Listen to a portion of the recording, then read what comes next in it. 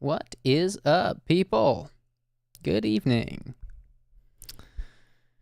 Looking forward to diving in with you guys tonight.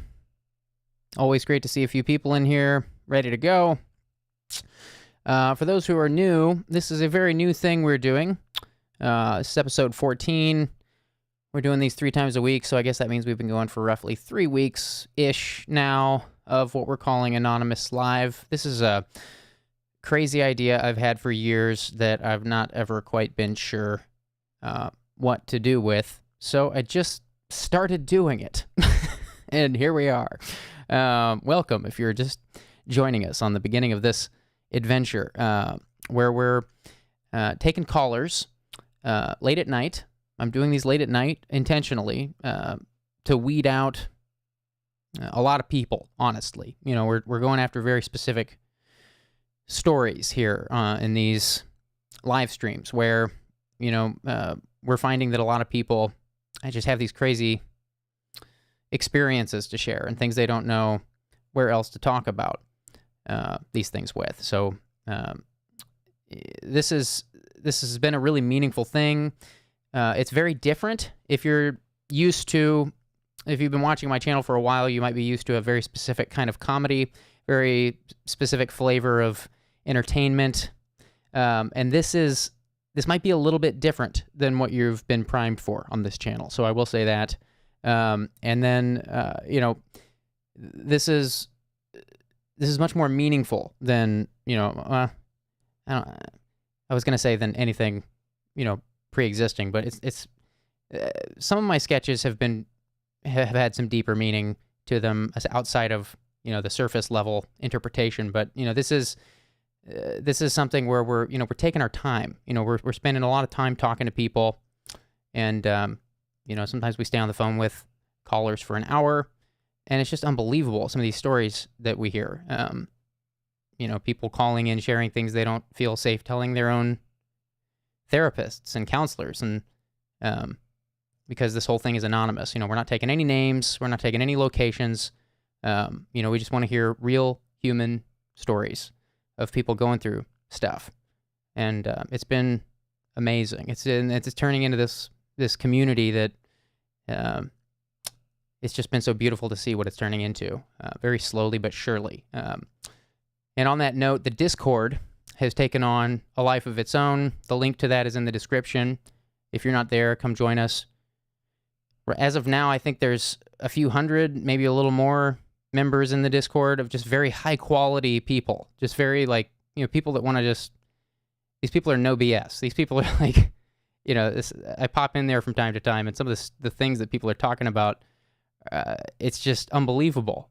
Everything that I would have hoped this would become. It's still early days, and we got a lot of bugs to iron out, but, you know, this is something we just dived headfirst into. So, welcome. And this is something I have seen. I've seen some questions about what prompted me to do this, which I've answered before. You can go back to the episode before episode 1. There's an episode called Anonymous Live Announcement, which I go into some detail on why I've started this. If you're confused as to why this live stream exists, I do go into some detail in that episode. It's another live stream. It looks just like this. It's right here at this desk. So you can watch that if you want some detail. But the quick answer is that this is the kind of thing that I would have wanted at many times in my life. I'm a person that has been through a lot in my life, been through a lot of crazy stuff that a lot of people haven't had a slot for. I've made a lot of therapists cry, and I've just been in places in my life where I've just not been sure what outlet there was for me to be brutally honest. And so this is a place I would have very much wanted at many times in my life. And as I said, like, this is something that I've been thinking about doing for years and haven't been quite sure how to do it. So we are diving in head first and just figuring it out as we go. The chat and I, this is not therapy. If you're watching for the very first time, the regular viewers are already sick of me giving this spiel, but I just want to be very clear. This is not a substitute for therapy or counseling. I'm not a psychologist. I'm just a guy who's been through a lot of stuff, a lot of very niche stuff, and I care. and I want a place like this to exist. And it's proven to be a valuable place because, as I said, a lot of these callers are calling in and sharing stuff they don't even feel comfortable sharing in therapy. So, it's just this really raw thing we're doing. We're doing it late at night to kind of, control who calls. We're not controlling who calls. It's completely unfiltered, as you're about to see. But, we want to weed out anybody who's just calling to say, like, hi, or, I watched Eat Randy. We get a lot of those. We had a bunch of those calls in episode 1. This is a very different place, even though it's on the same channel. So I'm aware it's a little confusing, but I've also been gone for a long time, so it can't be that confusing. Here's some new stuff to watch, right? Yeah, welcome. So this is a place where the chat and I work in tandem to support callers. As you're about to see, we're going to flash this number up on the screen, which is a number you can call to talk. We answer calls at random, and we stay on the phone for, there's no time limit, really. Some of the calls have lasted well over an hour, and some of them have lasted shorter than 3 seconds because people get toasted sometimes, which you might get to see. But there hasn't been a lot of toast lately. Mostly people are kind of picking up what we're putting down here, which has been encouraging. So, with that little rant out of the way, we're going to dive right in and open up these phone lines.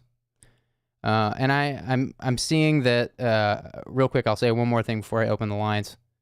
Actually, I'll get them opening now, and then I'll say my piece. But I've seen a bunch of people commenting on the voicemail box being full. It does tend to fill up. The voicemail box is pretty much always full. People call throughout the week and leave messages. And so the voicemail box is pretty much useless. You can leave a message if you want. If there's room in the voicemail box, you can feel free to leave a message. But the voicemail is not a part of this show. So we don't there's no screening calls. I just literally answer calls at random. So it's kind of first come, first serve, very much random. But there will be some better instructions coming on the phone system so that when you're calling, it's not just ringing and then I answer. Hopefully by the next episode, we'll have, I'm striving to have some instructions in place on the phone lines so that when you're calling, you're actually listening to some prompts that will kind of prepare you for the beginning of the call so we can get right into a conversation. Okay, so with that, phone lines are open. Get your phones ready. Go ahead and call, and we're going to take our first caller. Here we go. Hi, thanks for calling. Hello? Hi. What do you want to talk about? Hi. So basically what's been happening is I've been going through a whole bunch at the same time. Like 2 really big life events just happened to me like all at once with pretty much within the same day. For backstory, the main thing that's been really hard on me is that I just got out of an emotionally abusive relationship with my boyfriend, or I guess he's not my ex, and I don't know how to process that right now because we've been going on and off dating because I kept breaking up with him, even though it was really hard for me. And so I broke up with him about like 4 or 5 times, and the last time I did it was actually after April Fool's Day because I couldn't be like, hey, April Fool's, we're breaking up. So right, I did kind it of a the bad next time to break day. up. And ever since then, he was trying to get back together with me, and that was the first time that he asked me, like, hey, like, let's get back together because I'll change and I'll do better. And I said no because, I've done this multiple times, and he never changed, even though I gave in to him every single time he promised me that. So he basically, like, ended up wiggling his way back into my life after that, and he was trying to show me that he would do better before we put a label of like being boyfriend and girlfriend again. And I didn't believe him at first, and I was just like, whatever, like, it's obviously not going to happen. But he, I don't know, he just ended up doing the same thing that always happened again. And like, I had some drama with my friend group, and everybody was like mad at me. Everybody stopped talking to me, even though it was a misunderstanding, but nobody would really listen to me. And I was completely alone. He was the only person who was there for me. Mm-hmm. So that's what kind of struck that thing of us like pretty much being back together. And last weekend he asked me to come see him, and we were pretty much, you know, everything was back to normal, even though we still didn't put a label on it. And that day we were just like hanging out like normal. We were just like watching a movie, and his ex requested to follow him.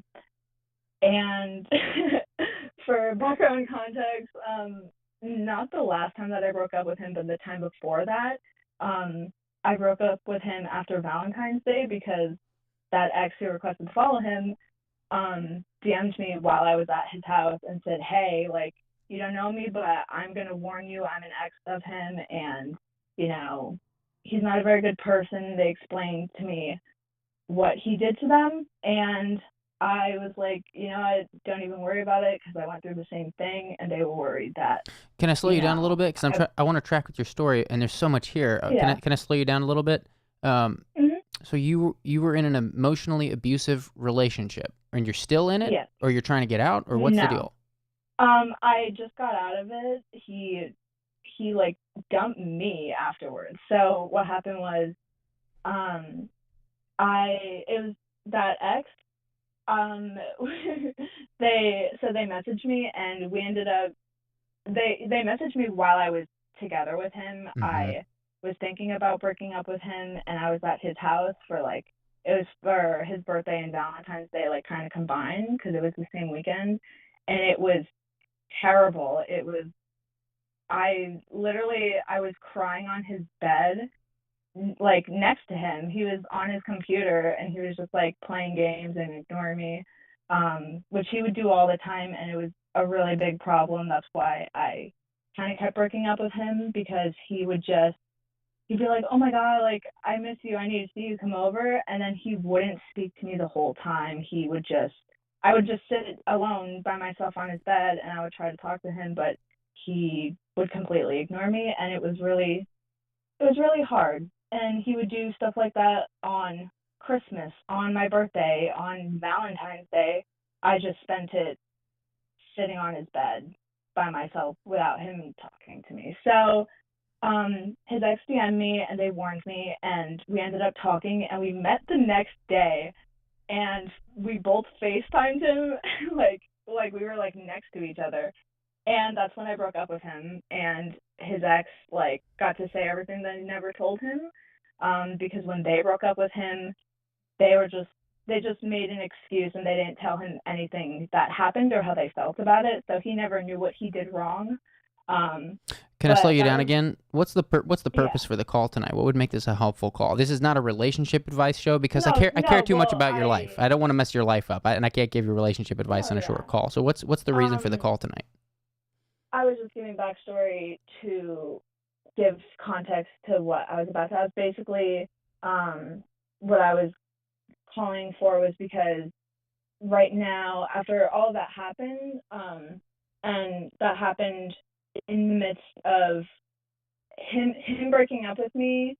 Oh yeah, so also what happened was, his ex like came back to him, and we were about to get back together, and then he made me leave his house early and then dumped me the next day. So that's why I've been pretty messed up, because every other time I've broken up with him, and now he left me for what seems is to be back with his ex. And that's been really messing me up, because I see. I leaned on him, and he was somebody that I needed right now, because I don't have anybody anymore. After I went through that drama with my friend group, like, everybody dropped me and nobody would talk to me. So he was somebody that I needed, and then his ex came back, and then he just stopped talking to me and cut me out completely. So now I'm completely by myself, and that's something that I don't know how to deal with. I see. So you're trying to And figure out how to deal with some loneliness. yeah, so right now I'm completely alone, and I don't have like anybody to really talk to it about. And even when I had my friends, they never wanted to hear about or like it was hard for them to be there for me during that time, because people ended up getting frustrated that I kept going back into this terrible relationship, because he was very manipulative, and I kept falling into it because he knew that I was vulnerable and he took advantage of that. But now I'm just sitting with this by myself, and I don't know how to, like, I don't even know what to do with myself, and I've been like going crazy every single day since it's happened. So I see. that's Okay. kind of why. Yeah. How old are you? I'm 18. 18. Okay. Yeah, it sounds like you were in a bad relationship. Yeah. This is a normal time to be figuring out relationships. I don't think, I think a bad relationship is kind of bad relationships are a rite of passage to adulthood, I think. You got to go through a few to figure out what works for you, what doesn't work for you. We're blank slates when we start getting together with people, and we don't know what works for us. And so, that's why I say it's a rite of passage to adulthood and going through some bad relationships. I was glad to hear some laughter in your voice through that story. It sounds like this is something that you're going to get through. Seems like you understand how ironic this whole experience was. I'm really sorry that you're lonely. I mean, this is why we're doing this show, because you just said it yourself. Like, you have friends that you don't feel can be there for you, which is really tragic. Like, that's what friends are for. Friends ought to be able to listen. It's a hard stuff. And it's a real problem. People's attention spans are they're shrinking, and people, it's a weird time in the world with the pandemic and everything. Like, it's just, there's so much going on. I'm really sorry that you're feeling so lonely. I do think that you are going through something that is very relatable and developmental, meaning that, you are, this is going to be, I feel like this is going to be a part of your story that you'll carry forward with you in a positive way. I mean, it really sucks. I mean, sometimes relationships suck, and sometimes they end in explosions. And it's up to us to pick up the pieces and carry those pieces forward. And those pieces on the ground, like, you got to pick those up, and you got to look at them and keep them around and look at them and remember those pieces in the next relationship you get in too, because those pieces are going to be what reminds you of where you are right now. And so I'm mentioning that just because you were laughing a little bit during the recounting of that. I hope you can carry with you those things into the future and remember where you are right now with that. I mean, like, you said you were sitting on you're sitting on your boyfriend's bed alone half the time while he was playing computer games and he wasn't listening. Like, it's not a relationship, like, I'm so sorry. It was completely one-sided, and it sucks because I left this completely drained. Right. And I wanted to go back into dating because, like, I just love love. I just wanted to be loved and have someone to love. And the ex-boyfriend I had before that was also emotionally abusive. So I was like, yay, you know what? This is it. Now I'm out of it, and I'm going to find a good guy. And it doesn't always work that way. It doesn't always work that way. It might take time. Yeah, like, and it's upsetting too, because when I opened up to him about what I went through in my past relationship, he said, oh, it's really great to hear that, because now I know that I could just do anything and you don't really care. And I was like, thanks. Like, that's so awesome of you to say that. Like, I was like, are you kidding me? Like, he knew that he was taking advantage of me, and I could definitely see it happening, but I couldn't do anything about it at that point. Like, Yeah. in the moment, I was just like, I thought that was the best that it was going to be. But Sounds like you hoped for the I did, best. yeah, I thought he was going to change, and I tried to believe him every time he said, like I'll change, I promise, like I'll do better, and it won't happen again. And it would. The very next day, nothing would change at all, and then I would just be stuck. So it was terrible, and obviously he was in the room with me, but I felt so alone. This. I was like, I don't think this is right. So, but and like now I'm scared to get back into dating, like I see. at any point, because I don't, after going through two like abusive relationships one after another, I'm like, Mm-hmm. I'm so scared that I'm gonna fall into that trap again, because it always starts out good, and Yeah. then I want once you to check out you're, a book. Will you read a book if I recommend one? yeah, of course. It's a book called Attached. Have you heard of this book? No. It's an amazing book. It's very, very, very popular. I've recommended it to a few callers before you. Are you familiar with attachment theory, attachment style theory? Yeah. Okay, so that's what the book's about. It basically tells you like how attraction works, and it was written by these PhDs that are very brilliant. And it was like a New York Times bestseller. Very popular book. It's just called Attached. I'm going to throw it into the chat for you here so you can find it. Perfect. Thank you. But it is, I highly recommend you read it. It sounds like you're already familiar with attachment style, so I won't bore you with the preamble on that. But it's a very, very enlightening book that I think you will get some things out of. So I'm copying and pasting the link here. It's written by Amir Levine and Rachel Heller, and it's going into the YouTube chat right now. So if you revisit the chat after this call, you will find it. Yeah. And also, if you join the Discord, there's a bunch of other books in the... Oh, yeah, I'm in the Discord. Oh, okay, great. So there's other books in there, too, that pertaining to relationships that may be helpful. There's some stuff by the Gottman Institute, John Gottman, which is specifically for marriage, but can be helpful at your age, in my opinion. So you might check out some of the Gottman Yeah. books that may be flying around. But again, like I don't want to give... we don't give any relationship advice here because I care too much about your life, and I don't want to screw up your life on a 10-minute phone call. But I do appreciate you calling in and sharing, and I wish you the best of luck, and I hope you find some good ideas in that book Attached or in the chat after our call. Thank you so much. Yeah, this was definitely the perfect timing for me, because I was like, this happened like Thursday, like this happened this week, and I've just been completely alone in this, and I've watched you for years, and I found that this started up, and I was like, wait a minute. I was like, I need to get on this. Well, I'm glad that we got to speak. I'm glad that you could share, and happy to listen to this story. And I hope you understand why I'm not going to weigh in on relationship advice. Again, it's just too much for... Oh, yeah, of course. I would be skeptical of even a therapist giving you relationship advice after several months of work. Yeah, so definitely. if that sums it up. But thanks again for calling. Call again anytime. Thank you. Take care. Have a good night. You too. All right, guys, going to open up these phone lines again. Give me a second to do that. Here we go. Next caller. Hi, thanks for calling. Hi, how are you? I'm well. How are you tonight?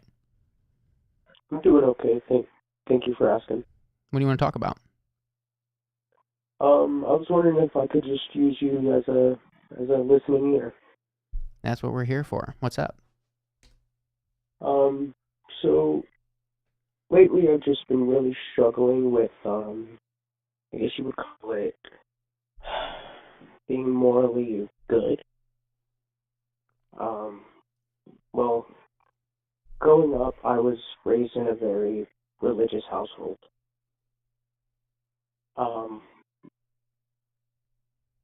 Hello? I'm here. I'm just listening. I'm letting you talk. Sorry. Oh, no worries. My stepfather was a music minister, so he ran the music, choirs. Anytime the church was open, we were in that pew. And I suffer from really, really severe ADHD, the hyperactivity. I'm super impulsive, and I've struggled with it pretty much all my life. I'd go to psychiatrists and multiple doctors, and they'd give me endless amounts of pills. I remember being on 8 medications in one morning and having to take those in one morning, go to school, just feeling like I was a zombie. How old are you? Coming home. Now I'm 22. 22, and how old were you when you were taking 8 different pills every morning? That was at about 9 years old. I started 9 taking years old. psychiatric medications when I was about 5. Oh my goodness. It started with Adderall, and I relied on Adderall for most of my life. I see. Fully prescribed, as always. But so growing up, I was very impulsive. I would pretty much do whatever I could to try and fit in. I was a very lonely kid, very lonely. And I moved around a lot. That economy in the worship in the religious industry is a lot of times when you're the last one hired, you're the first one fired, and it's just sort of the right thing to do, the right way to do it.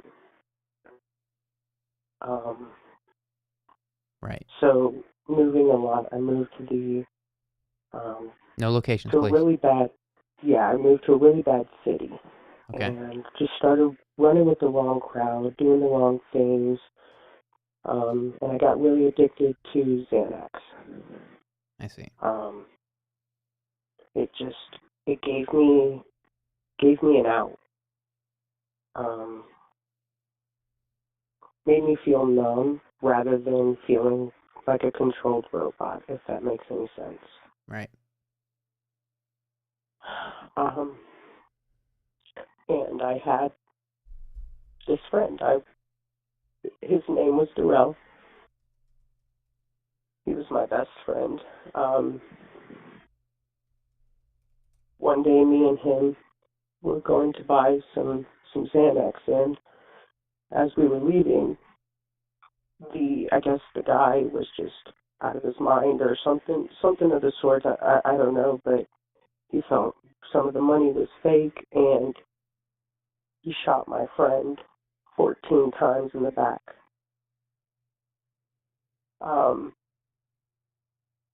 With a gun, I hit in the presume. back of Sounds the like leg once. with a gun, I guess.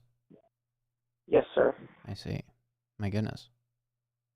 I was hit in the back of the leg once, and immediately as I went down, I blacked out. My goodness. I'm sorry. Take your time. This is a lot. Take your time.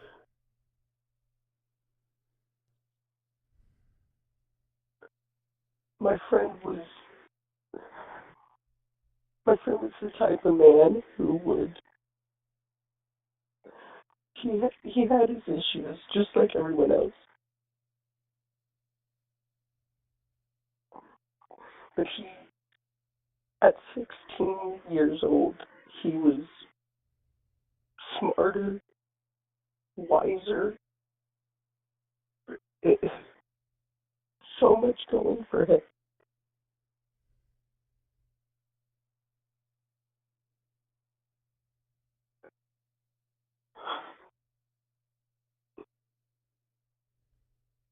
I struggle with night terrors every night, dealing with just remembering these awful events over and over. And I always find myself comparing myself to him. Your friend who was shot. As good as he. Is that right? Your friend who was shot? You're comparing yourself to your friend who was shot? Yes, sir. I see. Sorry to interrupt. I'm just trying to understand. No, don't apologize. What you do is so helpful. I can't talk to my parents about this. I can't talk to my psychiatrist about this. I I can't look anyone in the eyes anymore, even myself.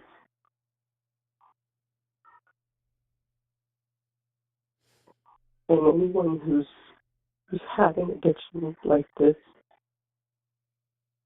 knows you do what you can to get what you feel like you need.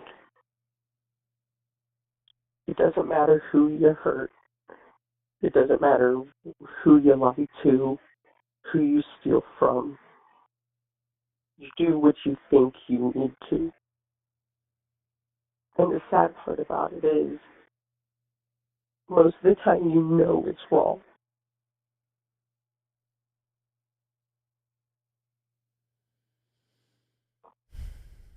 Did your friend survive the shooting? No. I'm so sorry to hear Died that. October 16th, 2017. I'm so sorry for your loss. That is so difficult. I can't even imagine. You were there. You were hit. I imagine a piece of you feels like it died there. That would be my guess.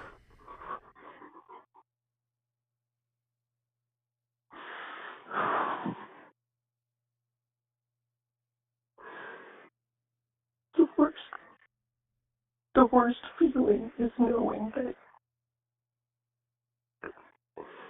it's not that you were weak, but you can't help but feel weak that you couldn't do anything.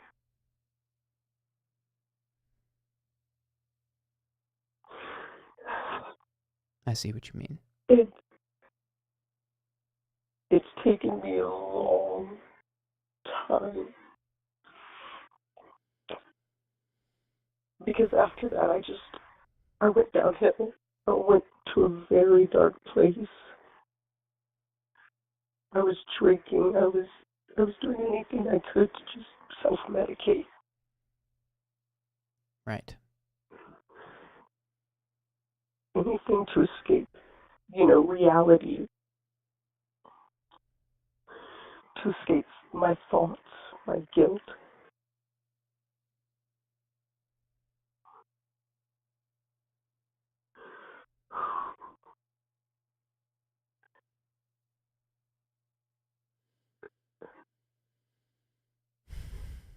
Sounds like guilt over not being able to help your friend survive that. Is that right? Absolutely. And I got stuck in this way of not self-harm, but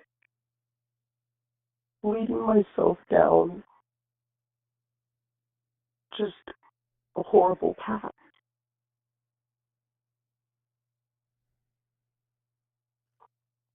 Right.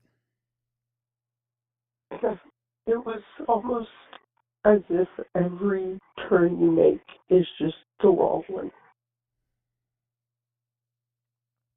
And you feel as if you're alone. At that point, what's the point of trying to make good decisions? You become settled in your horrible ways.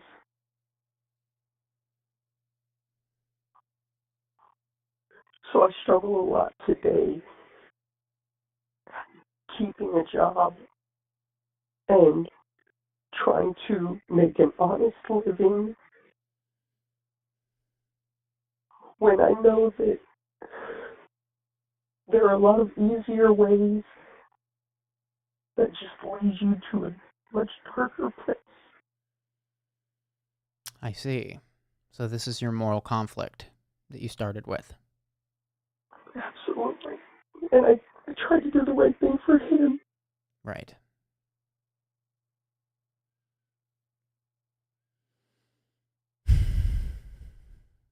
I see. And it's like, I try so hard to give others hope with addiction and, losing loved ones. How can I sit here and spread joy, spread hope when I don't even have any left myself?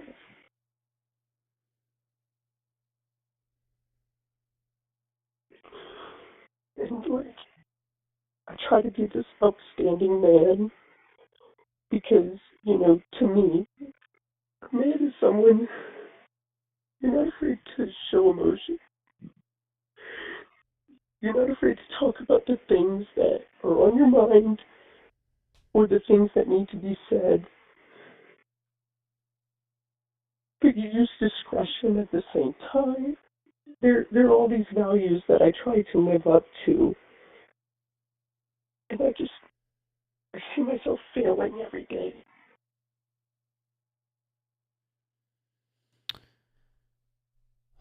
Well, your story is horrific. It's like a nightmare. I mean, you were there and your friend died and you were shot. I mean, I have to imagine you literally feel that moment still. Like, that moment is gotta feel like something. It must feel like you can't escape that moment, because not only did you lose your friend in that moment, but you could probably, I imagine you still feel the pain from being shot. I mean, it's gotta be too real.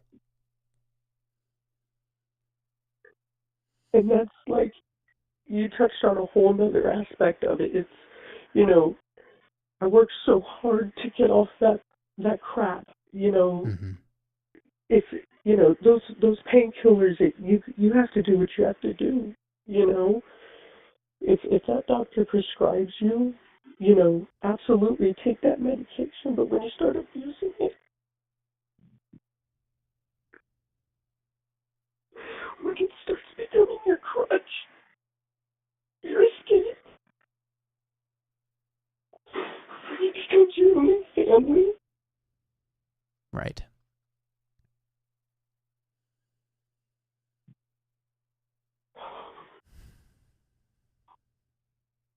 It's like I've hurt my whole family over that, and I can't even tell them why.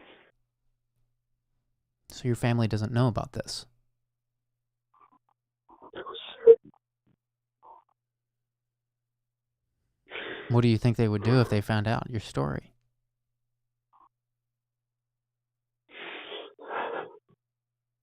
To be honest, I'm sorry, what was that?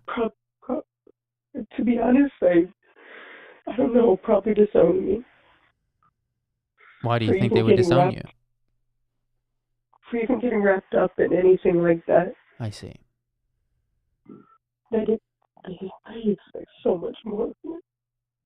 So they don't know you were shot? I mean, were you hospitalized? What did they think was happening during that time? These are the questions I'm running through my head.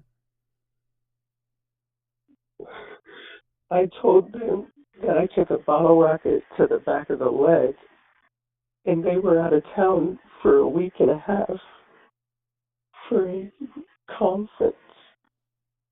I see. So when they got back, I was at my aunt's house recovering. I couldn't go home. I needed someone to take me to the bathroom. Right.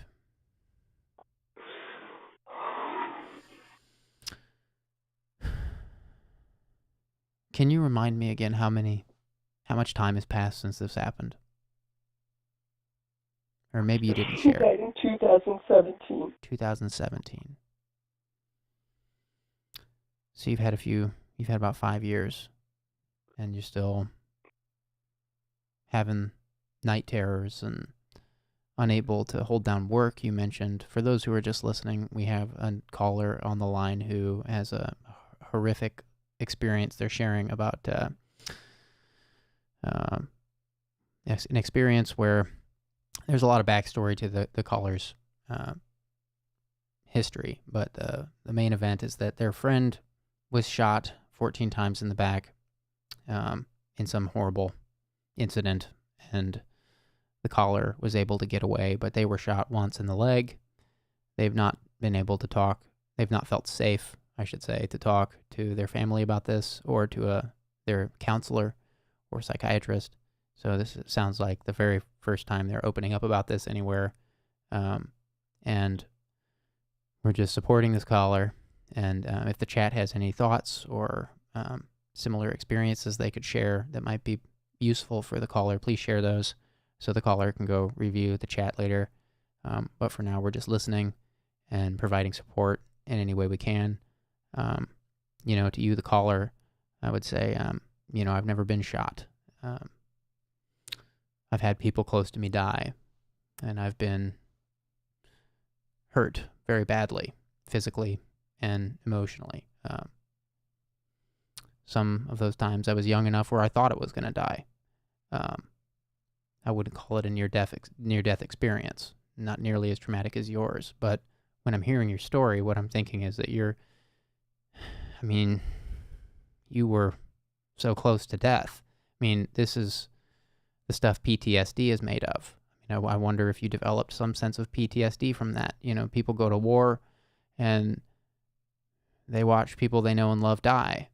And some of those people kill other people in war.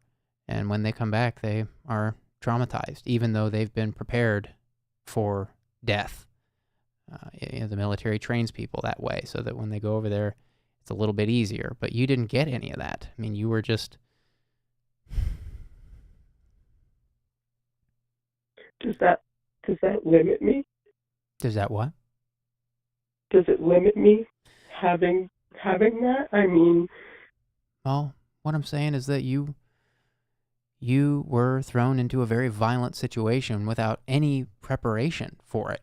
That's what that sounds like to me. You didn't get any of the drill sergeant in your face saying, screaming at you in your face for months on end saying, you call me yes, sir, and you do this way. This drill sergeants desensitize military guys before they go to war. I've not been in the military. I'm just telling you what I know from family members I have that are in military. And, they desensitize these soldiers before they go fight so that when they're over there fighting, they don't think about it. They're just prepared for the worst. And what I'm empathizing with you. I'm not saying it makes you invalid, or I can't remember the word you used. It doesn't mean that you were your experience was invalid, but I'm trying to explain to you that from my perspective, it makes perfect sense why this is so difficult for you, because people ought not experience those things.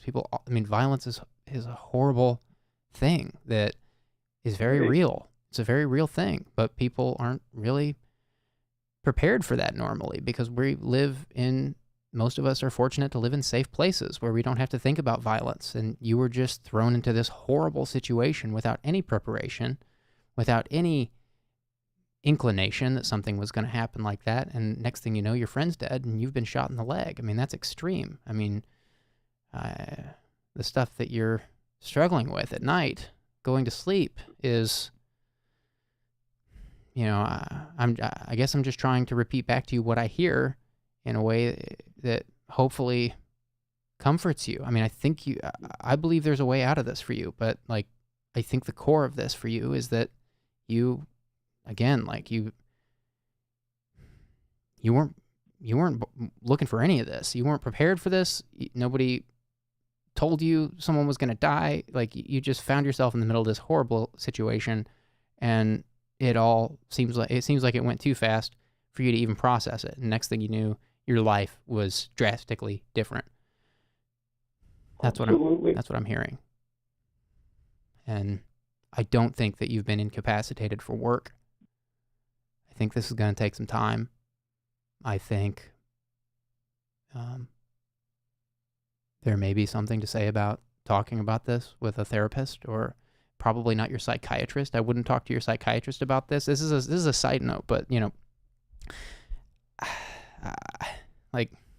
do you have a counselor that's not a psychiatrist? It sounds like you've been on a lot of pills in your life that I don't know if that was your parents doing, but and maybe some of it's necessary for the ADHD. So I'm not telling you to stop taking your meds. I'm not making any recommendations like that, but I am just curious if you have a general person to talk to, someone that's not going to shrink you, just a counselor, or Right. do you have someone like that you can just talk to regularly?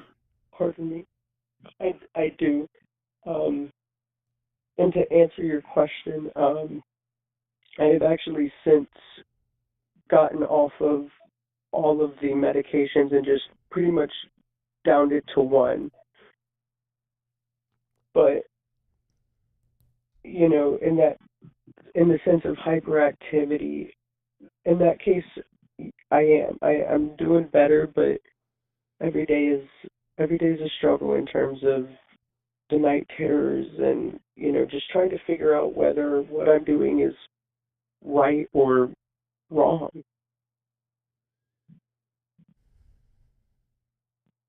You want thoughts on whether what you're doing is right or wrong? Can you be more specific? What specifically do you want feedback on about being right or wrong? Well, it's not necessarily I want feedback on being right or wrong. It's just, that's what I struggle with from day to day, is going from living a life, doing whatever I can to get that next high, that next fix, and, from dealing with this every day to just trying to get up, go to work, I see. live a semi-normal life and be a productive member of society. Are you on drugs now? No, sir. Okay, you're clean. I am. Yes, sir. I'm a year and 7 months. Good for you. That's a huge. Thank you. That's a huge victory. I mean, let's stop and celebrate that for a second. You got to smell. Thank you. With a story like yours, you got to stop and celebrate the small victories. I wouldn't even call that a small victory. I'd say that's a pretty big one, given your medical history and all the stuff you've been on. It's a journey that from hell and back. Right. I mean, I couldn't have done it without NA. That was my savior for sure. Right. Working to 12 steps is totally helps me with that situation. Good. So is your struggle that... Sorry, go ahead. No, by all means, go. I was just trying to tie this back to the beginning of your call, because I remember what you led with was that you had some kind of moral conflict, and you elaborated a little bit saying that you went through this horrible experience and watched these people get away with this horrible act, and that at least part of what you're going through is the cognitive dissonance of, whether to apply yourself in a respectable way or to, as you put it, like these people got away with some really horrible stuff. So what I hear you saying in a nutshell is that, like, you're kind of sounds like you're asking, why don't I just go do some horrible stuff for money if that's what this is all going to come down to? If these people can get away with killing my friend and shooting me in the leg and I have to carry this for 5 years, why don't I just go be whatever the hell I want? That's what I hear that you're struggling with. And I don't sense that you really want that, but I hear that that's your dilemma, and that's what keeps you up at night. Is that right? Yeah. I see. I'm angry. You're angry. Yeah, you should be. You have every right to be angry. They took something from you that you'll never get back.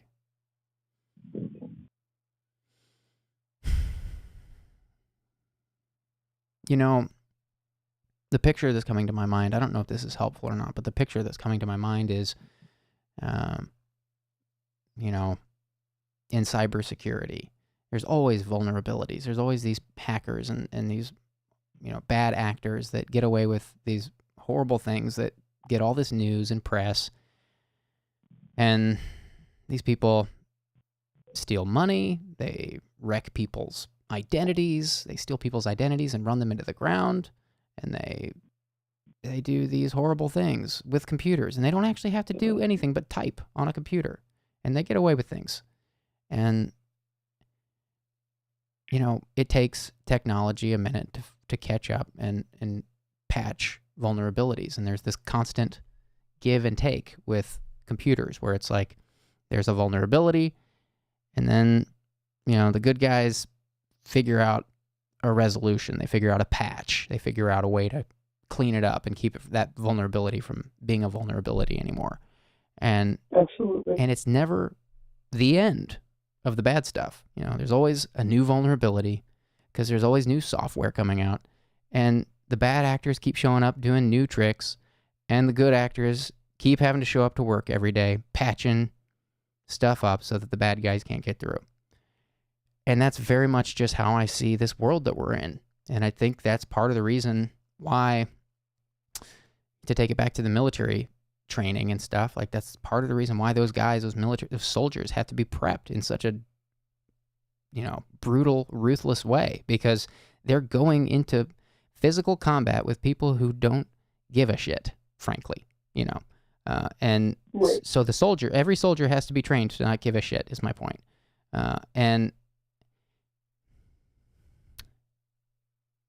But still, like, if it weren't for the people that showed up every day and cared enough to patch the vulnerabilities and make sure that bad actors can't take advantage of people, then it would just be chaos all the time. Bad people are going to wake up and be bad people every day. I don't actually believe in bad people. I believe in people that have been traumatized and have horrible experiences. I don't believe in good guys and bad guys. I believe in people who've taken a specific path in life and believe specific things in life. And that's the dilemma you've got. I don't know if that makes sense, but that's how I'm hearing what you're saying. And I don't feel like I'm talking to somebody that wants to wake up and take advantage of people. I feel like I'm talking to somebody who was really taken advantage of very abruptly and without any notice, and in a really cruel, horrific way that you may never fully forget. I doubt you'll ever forget that. I bet you'll remember that your whole life. That experience is the kind of thing you carry with you. But you are young, and I do want to say this because you're young, and it may feel like this is the rest of your life. It may feel like this is just how your life is now. I don't believe that. I want to say that right away, that you can find hope for this. You can find healing from this. I know it. I know you can. I've not been shot, but I know you can, because you're still living. And I hear an earnest person on the phone. I hear a voice of somebody who really cares and is traumatized by the thoughts they're having. I feel like it sounds to me like you're really torn up by these thoughts and this dilemma, and you don't want this burden, is what I hear. You don't at all. I hear that. I hear that you're a caring individual. I hear that you wish this hadn't happened. I don't feel like I'm talking to some gangster, somebody that wants to just wake up tomorrow and go do horrible stuff. I feel like you're a sweet person that somebody took horrible advantage of, and you will recover from that. You can recover from that. I think this step you're taking to share with us, a bunch of strangers on this anonymous call, is a great first step. You mentioned you haven't felt safe discussing this in therapy. Like that's... I understand why you wouldn't want to. I understand that. But I do think it would be healthy for you to begin unpacking this with a counselor, not a psychiatrist, not somebody that's going to give you pills for this. You need somebody that can walk with you for maybe a year, maybe 6 months. I don't know what you can afford. Could you even afford a counselor or a therapist if you were to seek one out? Could you afford one? You could? That's great. Good. A person like that can really help you. But again, like, you might already know this, but I'm just saying it again because you've been on so much medication your whole life. Like, a psychiatrist is not going to help you. They're just going to give you pills, as you already know. Absolutely.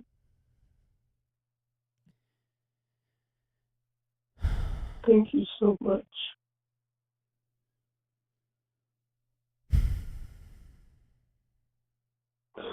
Oh, I'm just listening. I haven't done anything. It's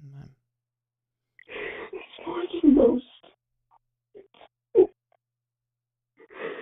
You have no idea how many people just look at you.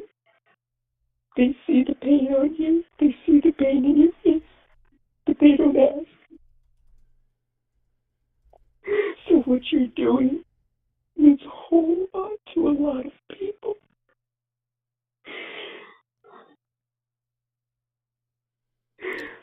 And I can't speak for everyone, but it's definitely made a difference in me.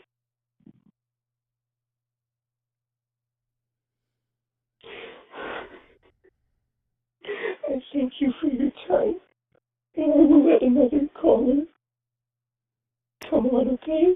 Are you familiar with PTSD? I've heard a few things on it, yes, sir.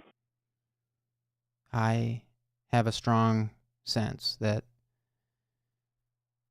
you might do some more reading about that and see if, a therapist would agree with that. I can't diagnose you, obviously, but I've had a lot of military family, and a lot of them have PTSD from seeing people do things like you've been through, for seeing people get hurt like you've seen get hurt. I mean, and you were hurt. I mean, you were really close to death. So I'm wondering if, you mentioned you can afford therapy. I feel like a really good next step for you would be to talk to a therapist and at least see what they say about some kind of PTSD diagnosis. Talk to a professional. If you have that, I don't believe in labels, but like to the extent that a label can help you recover, I do believe in labels. So I would maybe consider that. Go really easy on yourself. You are a good person. Listen to you. Listen to the empathy in your voice. Listen to how much you care. Don't believe those demons you're hearing at night. Those voices that are torturing you at night. Don't believe that. That is not what you are. I hear your moral conflict, but that is not what you are. You're a person who cares, and I can tell that. I can hear it in your voice. You wouldn't be sitting here sharing the way that you're sharing, being this candid and vulnerable, if you were just some jackass that wanted to go take advantage of people. It's not possible. Are you familiar with the 4-7-8 breathing technique? No. It's a mindfulness breathing technique that can be very helpful for people with PTSD. It's helpful. It's been helpful for me. I have a version of PTSD called RPTSD. It's a subset of PTSD specific to religion, the way I grew up. So I'm just making a distinction that I've never been shot. Actually, I was shot by a BB gun, but that doesn't count. I've never been shot. I've never seen someone die. I'm just trying to be very clear that like your experience is not, I'm not comparing my experience to yours at all in any way. Right. But Right. the 4-7-8 breathing technique has helped me a lot, and it helps a lot of people. So the way it works is you can Google it and read more about it. But basically the way it works is you inhale for 4 seconds in through your mouth. Sorry, in through your nose, not your mouth. I just did it through my mouth for the mic so you could hear it. But in through your nose, and then you hold it for 7 seconds, and then you exhale through your mouth for slow 8 seconds. So in through your nose 4 seconds, hold it 7 seconds, out for 8 seconds through your mouth. In through the nose, out through the mouth. 4-7-8. And you do it about 10 times whenever you're feeling worked up. And you won't believe how much better you can feel after about 10 reps of breathing that way. It can really help calming you down. So you might find some kind of, I'm sure there's videos on YouTube you can find people guiding you through that breathing technique.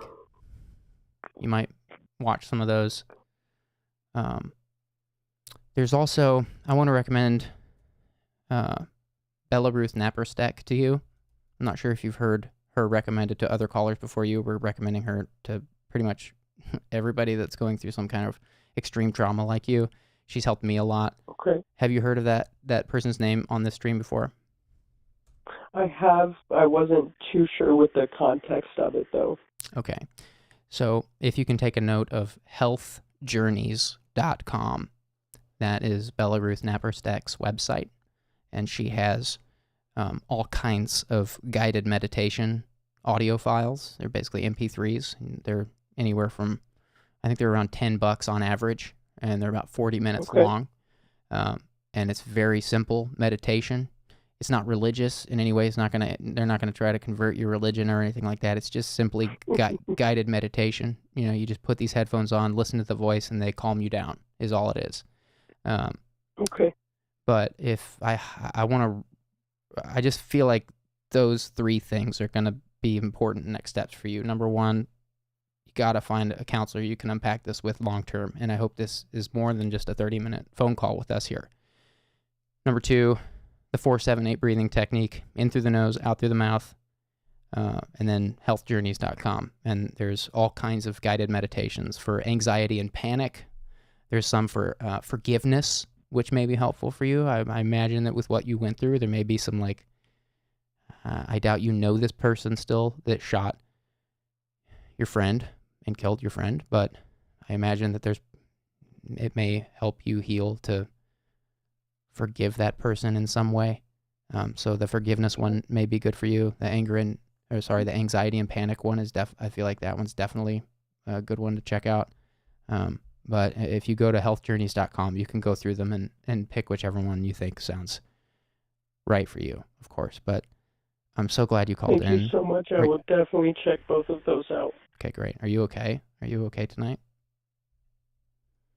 Yeah. I surprisingly feel a lot better. Good. And it's just relieving, to say the least. I'm so glad to hear that. Your story is extreme, but I want to remind you that you're very young. 22 is still very young, and you're still figuring out a lot of things. You've got a lot to figure out in life at 22. So rest assured, you will get through this, is my belief. I believe it's so much my belief that I'm telling you, you can rest assured believing it yourself. I believe you will figure this out in some way for yourself that allows you to move forward as the person you are and not to fall into these night terrors that are trying to change your mind about what life is. Life is, it's so important what we believe about life. You know, you sound like a good soul. Your commitments, Absolutely. Your commitments mean something. Thank you. So don't forget that. Your commitments are gold. Thank you so much. Thank you for calling. I hope you call back in the future if you ever need to talk again. Absolutely, I will. Thank you for what you do. Take care of yourself. Good night. You too. Good night. My goodness. What a story. Wow.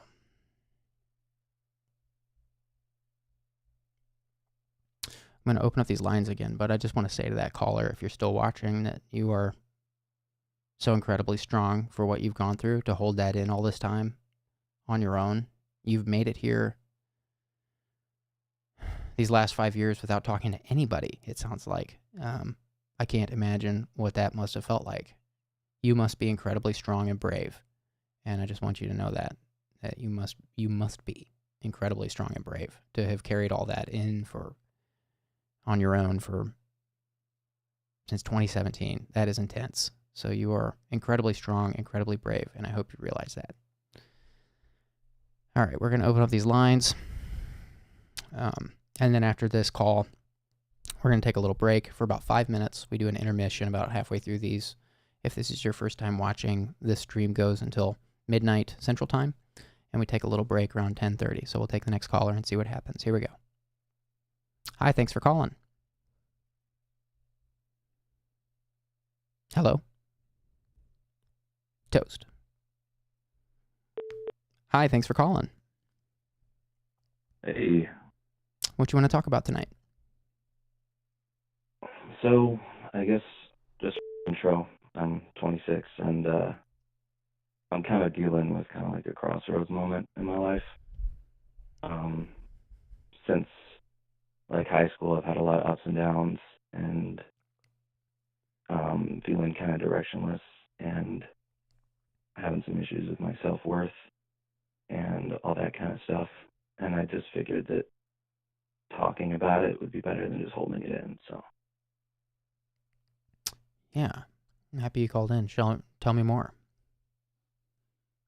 okay. So basically, I guess I'll not from the beginning, obviously, but I'll start from pretty much when I started getting some issues with myself.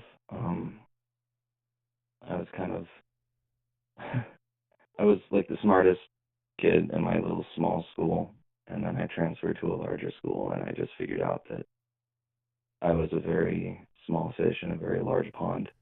Um, and I wasn't the smartest person, and I know a lot of kids probably deal with this, but it was kind of like my parents and my teachers at my previous school, they're like, "Oh, you're so great, you know, you'll do all, you're gifted and special," and then you kind of realize that that's not true. um, when there's people who are way more gifted and special, and there's nothing wrong with that, but it effectively messed up my self-image and self-worth, not only in high school, but I think it's kind of carried over. I've done a lot of self-reflecting on this, I guess, and I don't know if what I'm saying is right, but it's like the first time I can really, you know, the first time I really doubted myself, I guess. But the issues kept coming, and I fell into depression and during high school, and then had a mental breakdown upon graduating high school, which was a struggle to graduate in the first place. And then from high school onward, I've been in and out of jobs, in and out of school, and just it's been um, it's been hard not being able to see myself um, living up to not only the potential of, you know, what other people see in me, but what I see in me. And I guess it's just kind of, I open myself up to all of these experiences, and I just kind of, I don't ever follow through. I have like hardcore commitment issues, I think, I guess. So, which brings me to where I am now, and I don't have really any, I don't really have any idea of where I'm going, and that's kind of scary because, you know, not to be all existential, but if you don't have a purpose, you know, like, you know, what kind of human are you, you know? Um, so yeah.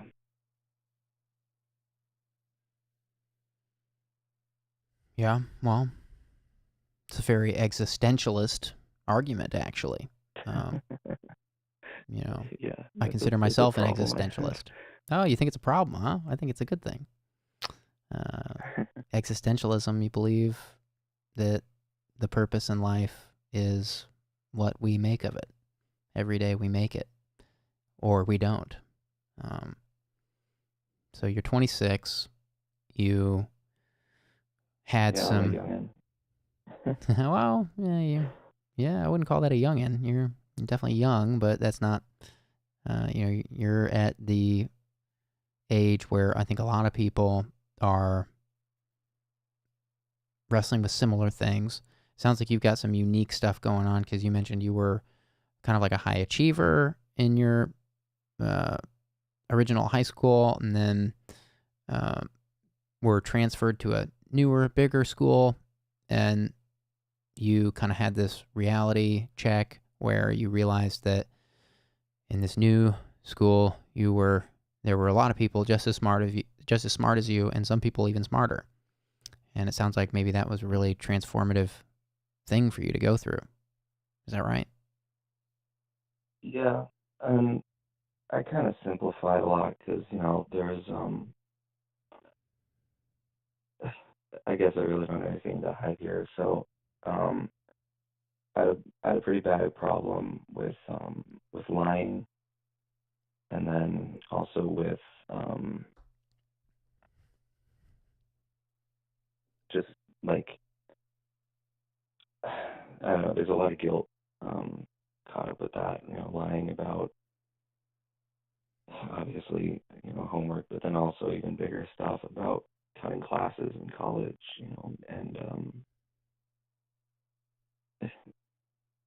and just kind of lying to people I care about, like my mom and my dad and my, whatever other loved one uh, fell in the crossfire there. But What kind of stuff do you lie about, if you don't mind me stopping you there? Oh yeah. Luckily, it's gotten a little better, but it would be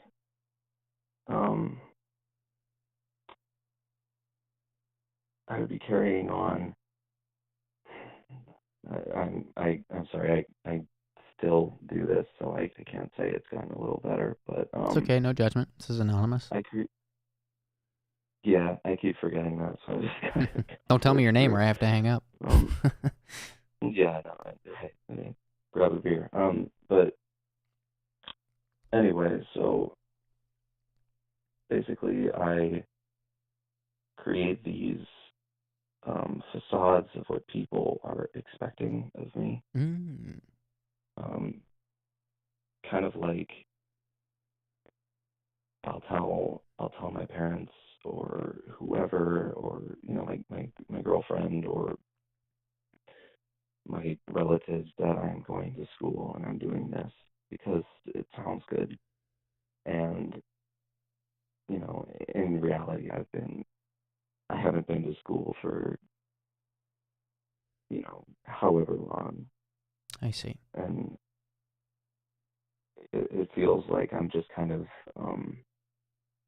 surviving, and I'm almost afraid to tell them that I don't know what I want to do. I don't know if I want to do school. I don't want to do school right now. And it's like, my parents have had this talk with me over the countless times that they've caught me in these lies. And they say, like, you're an adult, you can do what you want, but I still feel like there's these expectations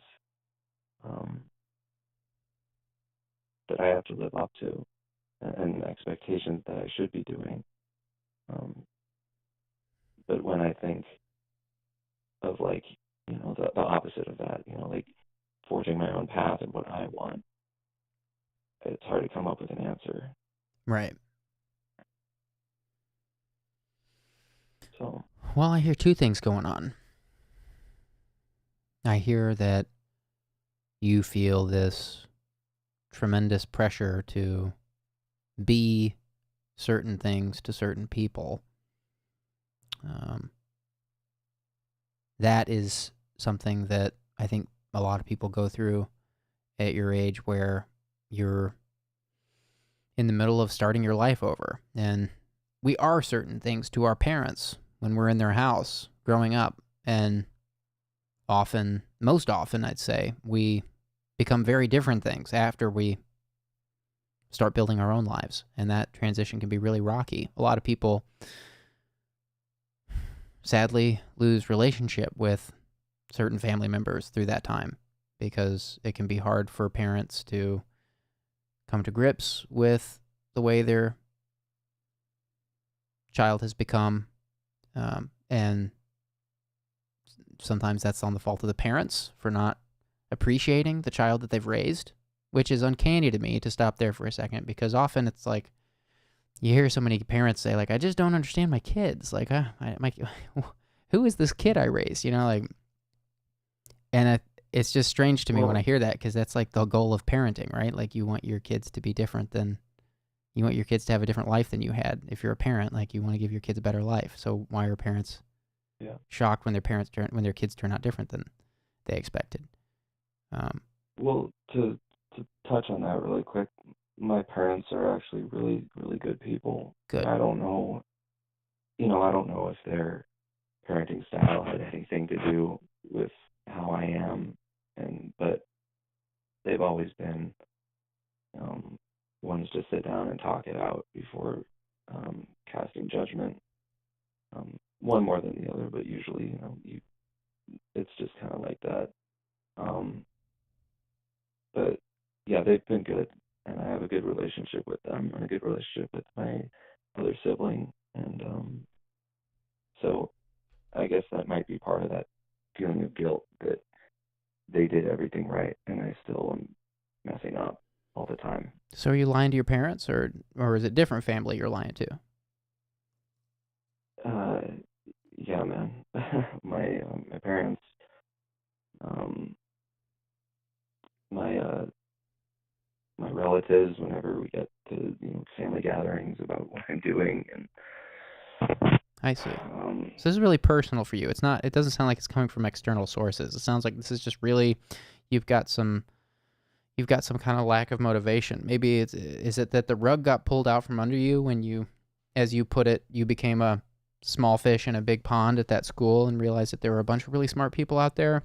Was that like a rug pull moment for you, and maybe the beginning of some kind of decline? yeah, I mean, I don't know if I can pin all of my issues on that, but it was definitely it was a big shock, man. I mean, like, it was it was things that I thought I was good at, and things that I felt like I was competent in. All of a sudden, even when I would work hard, I would fail, and it was just like I didn't know how to handle that. Right. So,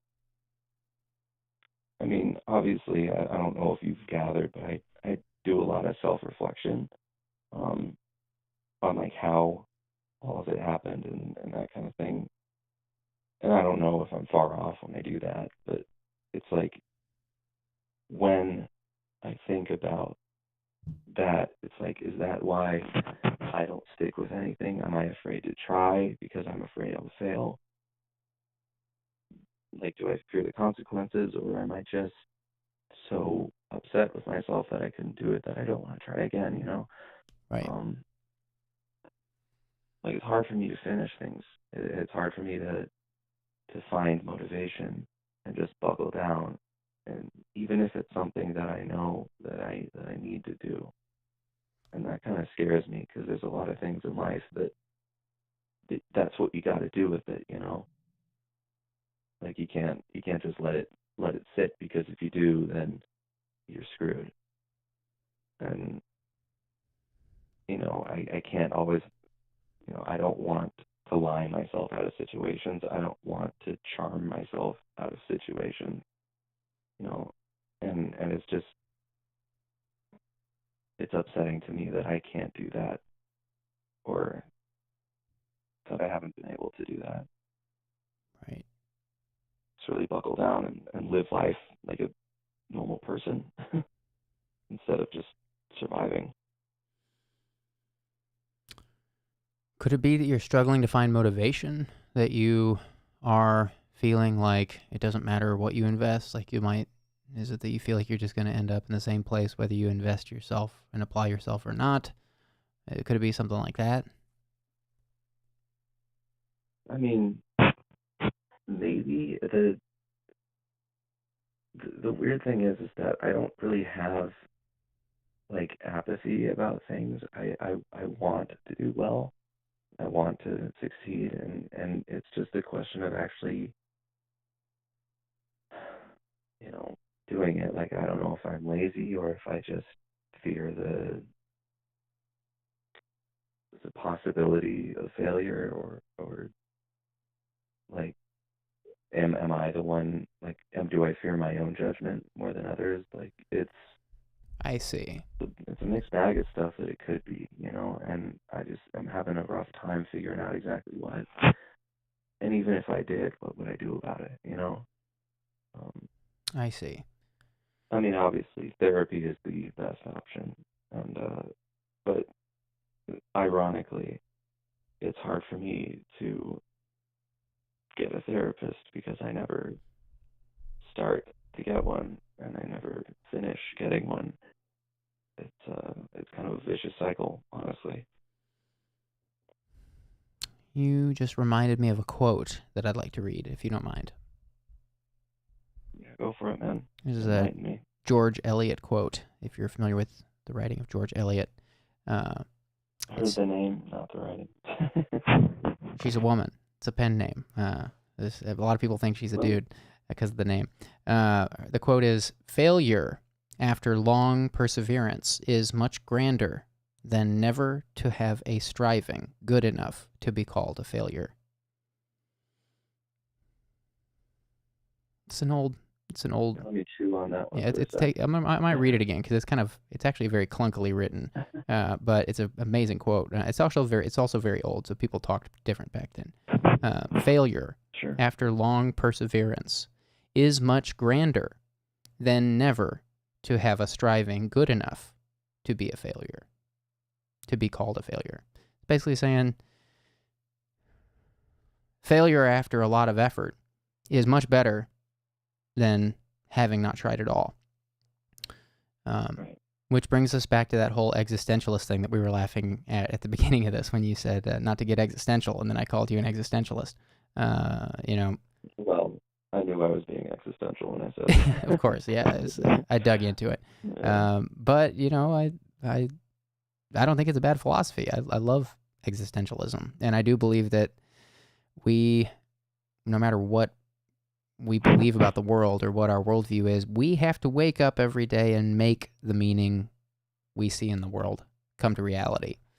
The last caller, I'm not sure if you were listening in on the last call, but, they were wrestling with... Yeah, that was rough, man. A similar... it was a very different experience, of course, but they were also, like, at this crossroads. They were like, I just see people doing whatever they want and getting away with it, and I want to be a good person, but, like, what do I do, and that's why I love the existentialism, the tenets of existentialism, because it doesn't matter what you believe, you still have to wake up every morning and go apply yourself and prove it, prove the meaning to yourself, no matter what you believe. You have to wake up and do it every day. So I think the danger of that philosophy for me, though, is like the whole who cares kind of, like kind of the apathy of it, of just like, who am I, what am I doing, and then having that kind of cynical, like, does it really matter kind of thing. And well, that's not existentialism. I mean, obviously that's nihilism, I would say. I would say that's nihilism. Yeah. I would say. Yeah, I'm saying it's kind of a pipeline sometimes. Yeah. Everything's a slippery slope, and every philosophy has a slippery slope, of course.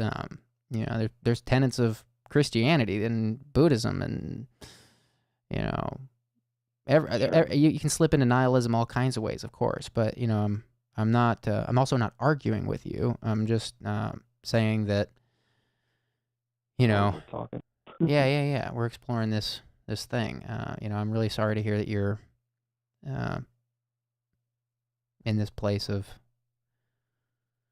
it sounds really horrible, waking up every day just feeling like you don't know what you're supposed to do. It's suffocating. But only when I think about it, and that's kind of the sad part. Because if I just put on the blinders and coast, it's livable, but it's not what I want to do. Like when I really think about it. like in this way of living, this lifestyle has really hurt it's really hurt my relationships, and it's really hurt just opportunities, and it's it's hell, honestly. It's a hell that I haven't been able to get out of for like 10 years. Right. Um, 10 years. which really kind of, yeah, since high school, man. Since it's just kind of, I've been in the washing machine, just around and around, and What time do you wake up in the the morning? stains never really go away.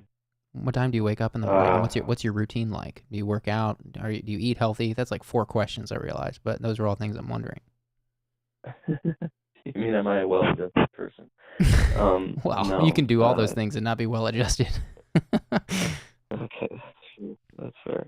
Sorry, I use humor as a deflection. No, I love it. Yeah. We're not arguing. We're just having a good conversation. To answer your question, I wake up for work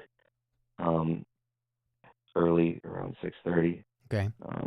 Not my choice, but that's it. If I did have a choice, I would probably wake up around 9:30 or 10. But there are some days when I just don't feel like being a person, and I just stay in bed all day watching YouTube shorts like a degenerate. But but I don't eat healthy, and Okay. I should. I don't DoorDash constantly, just whatever's easiest, I see. whatever fills me up. I get it. Yeah. I eat Arby's, which is, controversial in and of itself, but sorry. And then I forgot your other question, man.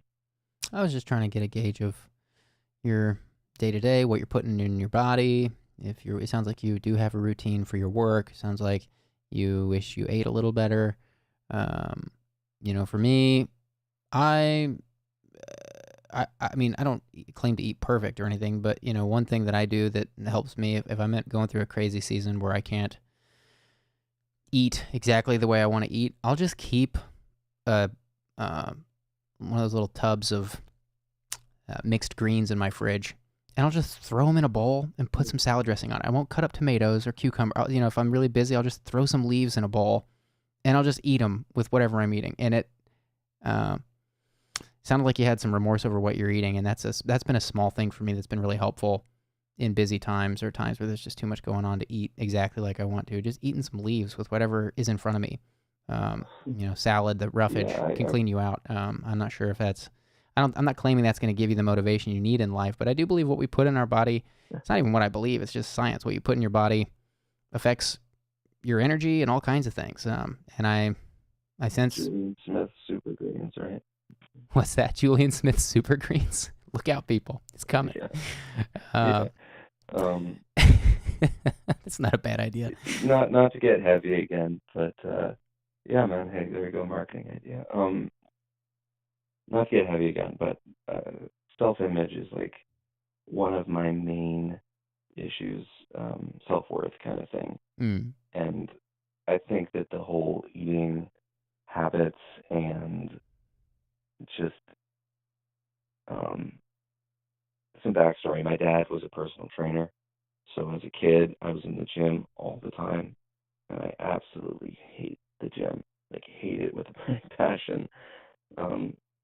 And so the only exercise I get is from my work.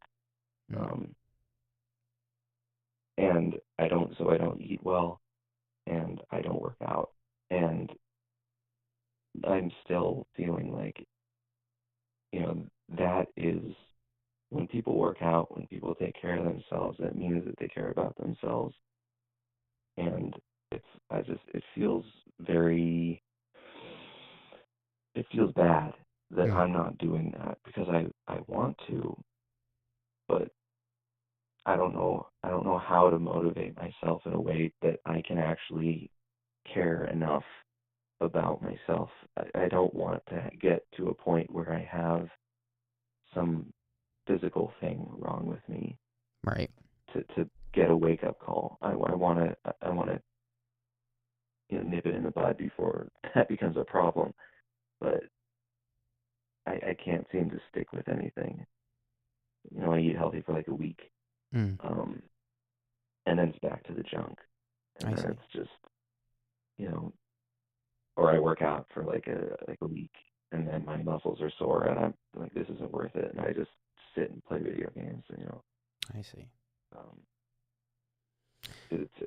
it's a really rough, because like every aspect of my life, my physical life, my mental life, my social life, even my spiritual life is being affected just by this, I guess, depression or just failure to launch, or whatever you want to call it. But it's just, everyone's just waiting on me, including myself, and it just sucks knowing that I could be all these things if I only gave a damn. Right. So it sounds like you just need That some. kind of hit hard. Sorry. No. It's. There's actually been. You don't be hard on yourself. There's a lot of people calling in with just wanting, an easy solution to develop better habits. It can be daunting, feeling like, you're 20 steps away from the person you want to be. I mean, it's like you're looking across an ocean that you can't even see the end of. You can't even see what it looks like over there, and you're like, I wish I was over there. It's worse than grass is always greener, because you don't quite know what it looks like where you're headed. It can be very daunting. So you just don't want to be where you are. Right. But it sounds like you know that you can't stay where you are. And there are so many good books on habits. I could recommend 3 to you here, but one that I've been recommending to a lot of the callers on this stream is a book called Atomic Habits. Are you familiar with that book, or have you heard us talk about it? This is going to be kind of embarrassing, but my dad wanted me to read that book, and I never did. Okay. Because I don't finish things. But well, then I'm going to recommend. If enough people are yelling at me to read it, then I will. I'm going to recommend to you that if you're really having that hard of a time following through on something, just download the audiobook and listen to it. However, I will say it would be better for you if you could actually muster up the energy to sit down and read the whole thing. I think that'll do you a lot more good to make yourself sit down and read it and finish it. Make it a goal. Make that the step 1 of your goal towards better habits is, I'm going to finish reading this book. But if you don't think you're going to get through it, I think it would be better than nothing to just listen to it. Download the audiobook, listen to it in your car while you're doing dishes, while you're on a run. I just want to see you get that information in your head, get that picture in your head, one way or the other. Atomic Habits by James Clear. Sounds like you already know it. There's a bunch of them. There's also the 7 Habits of Highly Effective People by is it James Covey? I think it's James Covey wrote that book. It's an older book. Yeah. That's an older book. There's a lot of old information in it, but it's still good. I have it on my bedstand. Okay. I wouldn't read that one first. That's an old, that one's going to bore you to tears if you're already having a hard time. I would definitely start with Atomic Habits because it's new. There's an audiobook. I think there's an audiobook for 7 Habits as well, but again, it's just very old. 7 Habits of Highly Effective People. Right. Yeah. I would call that today. I would rename it. I would name it The 7 Habits of Highly Effective Boomers and Older. That's what I would call it today. It's still some good. There's still some good stuff in there. Don't shoot me, people. I think that you will love Atomic Habits, and I think that's a great place to start for you. And are you in our Discord? No, I've been in the chat a lot, but I haven't been in the Discord. I think you would be a great candidate for our Discord. I mean, there's so many people in our Discord just like encouraging each other with little things like this. I mean, I'm not calling your whole existential thing a little thing, but at the core of it, it's a little thing. You just want some better habits, and I feel like having some better habits, some very simple steps in your life are going to take you like you have this big thing that you want, but it's way over on the other side of the ocean, and you need to start taking some steps. And so I think that this book and joining the Discord could be two great first steps for you going that way, to just, one, get that, information in your head through the book, and two, to keep in touch with people. And, there's support channels in there. There's self-positivity channels in the Discord as well, where people are sharing like small victories and even big victories with each other, and people are rooting each other on. And it's turning into this great positive place where people share stuff and get ideas and inspiration. I'd love to see you in the Discord sharing thoughts with everybody else on why they should read Atomic Habits. I feel like if those two things happen and you're getting more people in your ear, and it's not just you by yourself, I feel like your life could turn around very easily. I feel like it's actually, you're not as far off as you think you might be. Well, that's good, because, obviously your biggest critic is yourself, and I think that's like my biggest issue, is that I just I don't give myself enough credit. But, the ship hasn't sailed. Right. And I know that.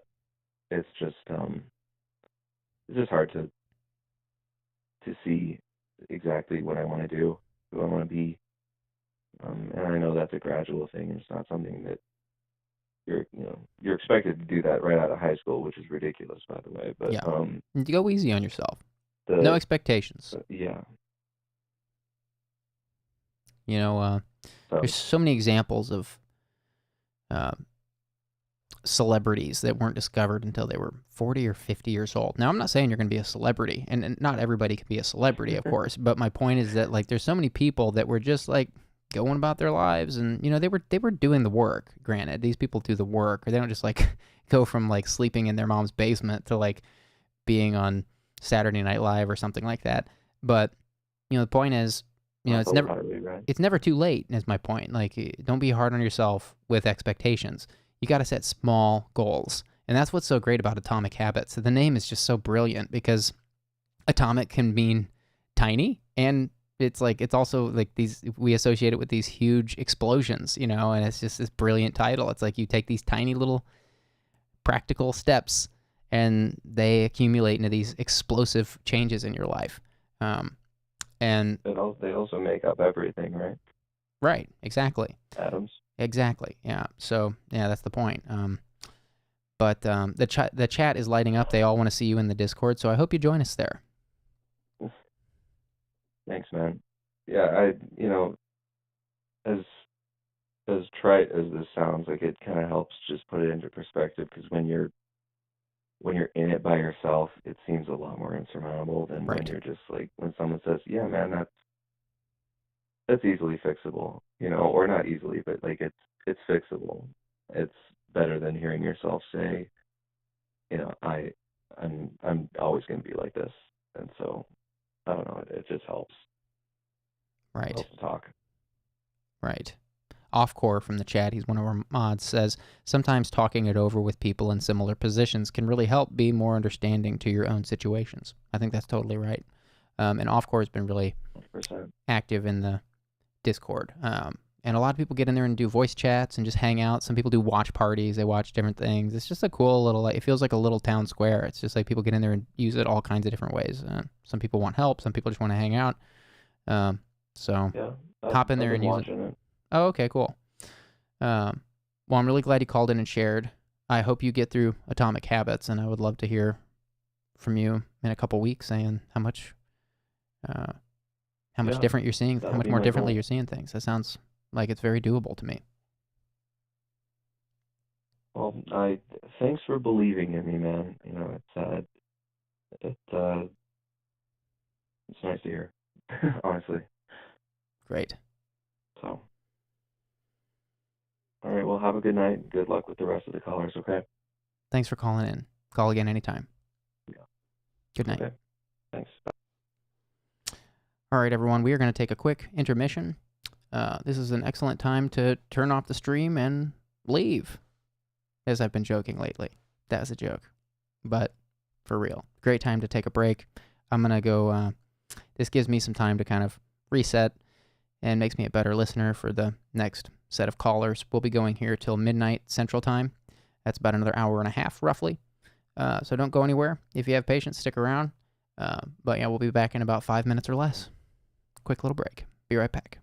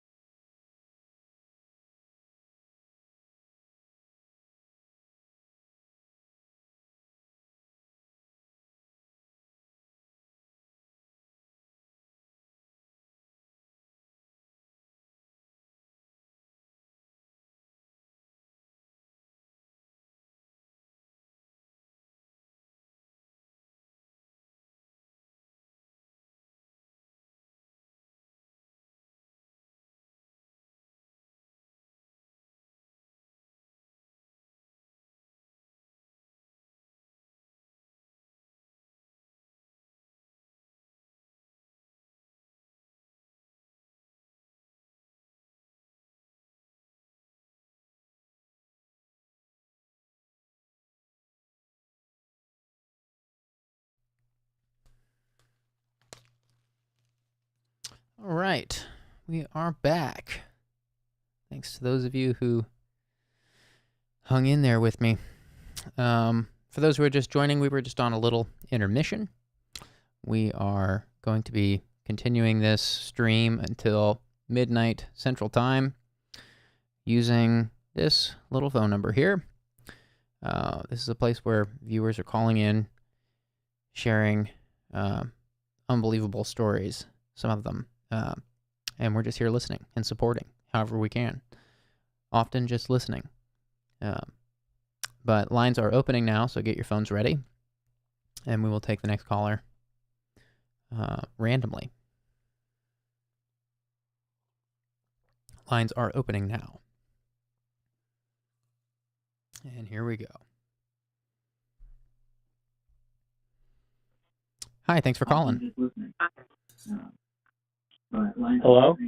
Hi, thanks for calling. What do you want to talk about? Oy vey. Where do I even begin? I kind of feel like my life isn't going anywhere. Okay. I know that kind of sounds vague, so I guess I ought to get into it, right? How old are you? I'm 23. Okay. And I've been through a lot. I mean, I'm not gonna say like I've had the worst, but I guess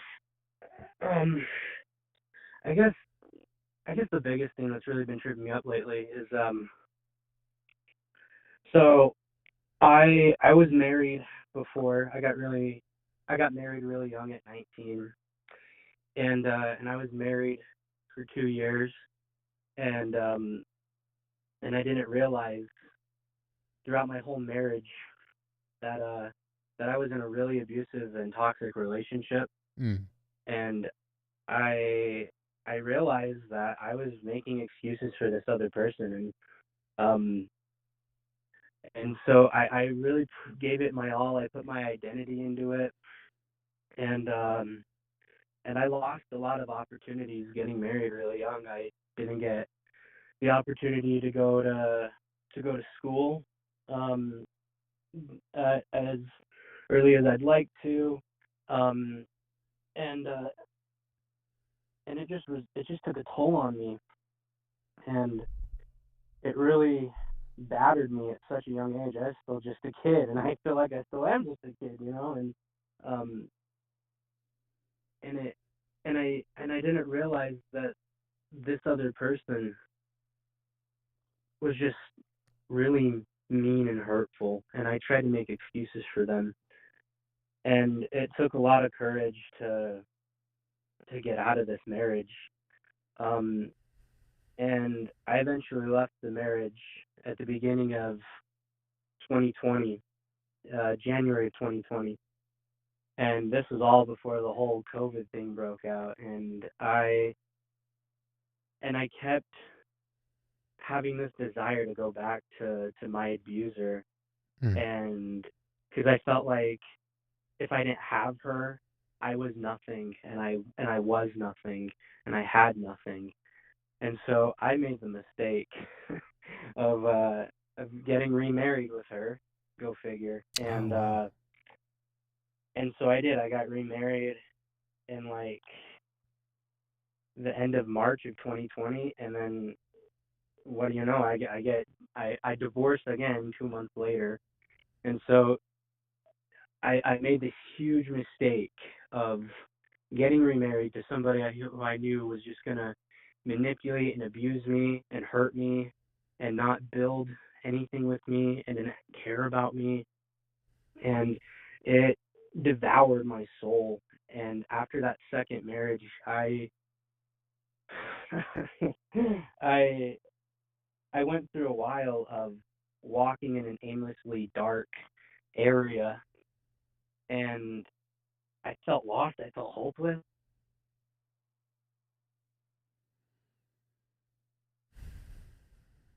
I can only imagine. Yeah, you... Wow, so you Sorry, you're still there? Yeah, can you hear me? Yes.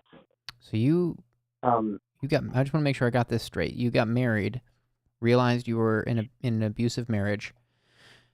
Mhm. Worse than abusive, unsupportive.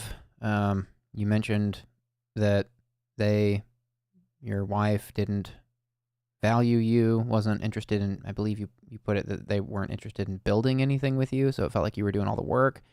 So you got divorced right at the beginning of the pandemic, and then some doubt crept in, and you got married again 2 months later, and then you got divorced again. That's a lot. Did I get that right? Yeah, that's right. And that's not even the tip of the iceberg of the amount of issues I have, but that's honestly the most prevalent. And then after that, I I tried to kill myself like several different times, and my best friend, he had to intervene, and I got sent to a mental hospital in July of 2020, and I spent almost a month there. And No shame in and that. I had no idea I had no idea what I was doing. I was on like 7 different medications. People were trying to help me, but I had no idea what I was doing. Goodness. And I was always trying to justify my wife and justifying it. I was trying to make excuses like, oh, it was okay she didn't have a job and paid for rent or anything. It's okay she didn't have a driver's license. It's okay that she never finished high school. That's okay. We can get past that. But the more I think about it, like those fundamental basics gave her the room to kind of take advantage of me, and I kind of was sucked in and lost my soul and identity in that. And and then after that, I just I tried to. Sorry, I'm kind of all over the place. I'm That's bringing up okay. a lot of stuff that It's okay. I'm tracking. Take your time. kind of, yeah. Anyway, sorry, I'm jumbled. I'll try to straighten out. But so after I was released from the mental hospital, I tried to reconnect with my birth mother, because I'm adopted, and so I tried to reconnect with her, and it went well for a while, but I had dealt with a lot of things I wasn't working on because I was so focused on my past marriages with my ex-wife, and I wanted to keep going back to her, and I kept lying to them. And lying is something I struggle with so wholeheartedly. And it got to the point where my birth mother wanted nothing to do with me because of the way I was acting. And being adopted is already really hard because I went through the initial separation from when I was born, and I lost that contact and that intimacy that I had built with my birth mother in the womb. And now, being 20 something, I lose that again for a second time with that same person. And it's almost kind of poetic the way that this happened with my birth mother and with my ex-wife, where there was this intimate separation of these Right. women in my life. Wow. Wow. And so that's kind of what I've been dealing with for a while. And I feel like because my birth mother doesn't want me, because my ex-wife was abusive to me, I feel like I deserve all this heartache, all this hardship, all this darkness, all this unwantedness in my life. And I feel like that's the blanket I deserve to sleep in at night. Wow. Well, you don't deserve to sleep in that blanket. It's just what you've maybe been, it may be just what you've been programmed for. I mean, I don't know what it's like to grow up in an adopted home. I don't know what it's like I don't know what your experience is like, but I'm just hearing a lot of, I mean, you're telling me the patterns that you're recognizing. I don't have to do any work here. You're telling me, like, it sounds like you're telling me you got into this abusive relationship with your former wife because of some expectations from your biological mom, or lack of expectation, maybe. Am I reading into that too far, or is that what you're telling me? I think that's pretty on the nose. Have you come to that conclusion already, or is that am I? I have. I don't think I want to accept it because I feel like maybe I don't deserve anything better, and maybe I'm just meant to stay this way. No. Yeah, I do not believe that. We can't help what we grow up in. You know, you've been through so many things for just being 23 years old. I mean, that's a lot to unpack at your age.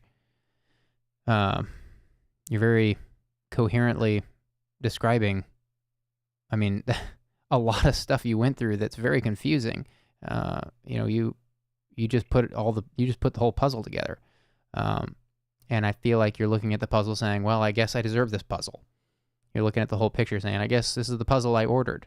But what I'm saying to you is, no, you didn't order that puzzle. You didn't buy that puzzle. That's not your puzzle that you ordered. It's just what you grew up in, and we can't help what we grew up in. But, that's the stage of life you're in now. Now you get to build a new picture. Now you get to make it look however you want. That's why I so quickly said, no, you don't deserve this, because I don't believe you do. I think there are better things for you out there. There have to be.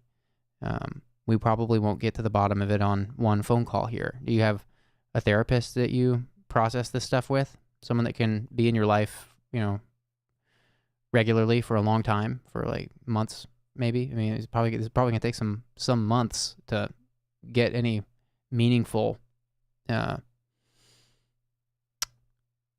opinions or treatment or whatever you want to call it, ideas. This is dense stuff. Do you have a therapist?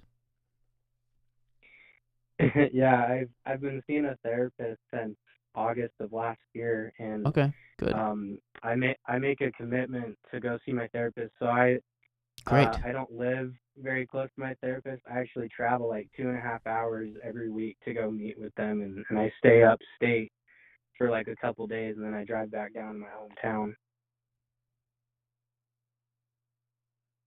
Right. Well, I'm glad that you're making that investment in yourself, even though it doesn't sound very practical. It sounds like it's a huge investment for you to make. But yeah, I think there's not a whole lot down where I'm living at, so I kind of there's that's just kind of what I have right now. Right. There's a book that I feel like keeps getting recommended to callers, but it's just a great book. In fact, I think it's already been recommended to another caller on this stream. It's a book called Attached. Have you heard us talk about that book on this stream yet?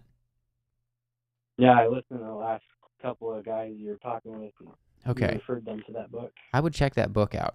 I mean, that's exactly what you're describing here. Has your therapist recommended anything, any reading or any exercises that may be helpful, that have been helpful, or you haven't tried yet? I mean, I feel like I'm talking to somebody that thinks they deserve what they're getting, and I just don't want you to believe that, because I want you to strive for more. I think you deserve more. I mean, what we grow up in, we can't help it, and some people grow up in really unfair circumstances. I mean, I don't think anybody would say that,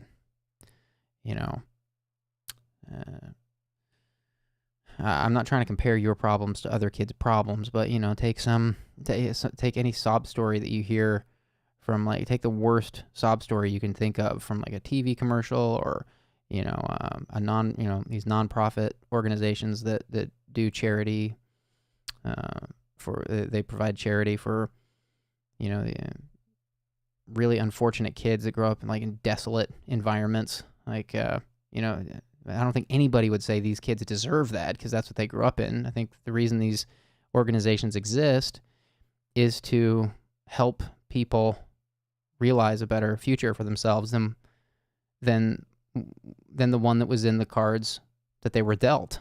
Like, you do deserve more. I'm really sorry for what you grew up in. Like, I can't imagine what that's like. I'm feeling, my heart breaks for you. I'm feeling so many things. It's hard for me to even put a sentence together thinking about what that must be like. But yeah, I'm wondering, that was a lot that I just said, but I'm essentially just wondering if there's been anything that your therapist? Is your therapist helpful? Or do you have a good... I'm asking that because it sounds like I'm hearing some doubt in your voice about what you deserve. So is this therapist helping you? Are they recommending things that are helping you?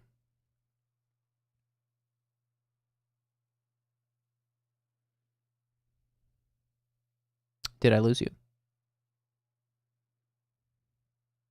Hello? Sorry, can you hear me now? I got you. Hello? I thought I lost you. Okay. Yeah, that's all good. My therapist is really helpful, and it's probably the best therapist I've ever had, to be honest. Okay, great. And the type of therapy I'm in is a specialized dialectical behavioral therapy program, and so I learned a lot about like mindfulness and DBT practices, and they're honestly super effective. I think the problem is just I don't believe in it, and I think because I don't believe in it, I don't think anything's happening, because it goes back to that fundamental core morale belief within my soul of I deserve this, that we've kind of been reiterating back and forth. So your therapist is proactively recommending things to you, but you're not following through with them because you don't think you deserve it, or you doubt that they will work? I think it's a little bit of both. I see.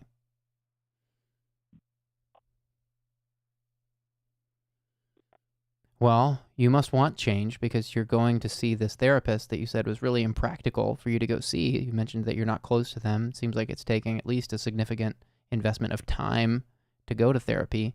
So why go to therapy if you don't believe you? What would cause you to go to therapy if you don't believe you deserve better? Surely you want to feel you want to feel something that you haven't felt before, right? And that's what it sounds like. Yeah, I think so.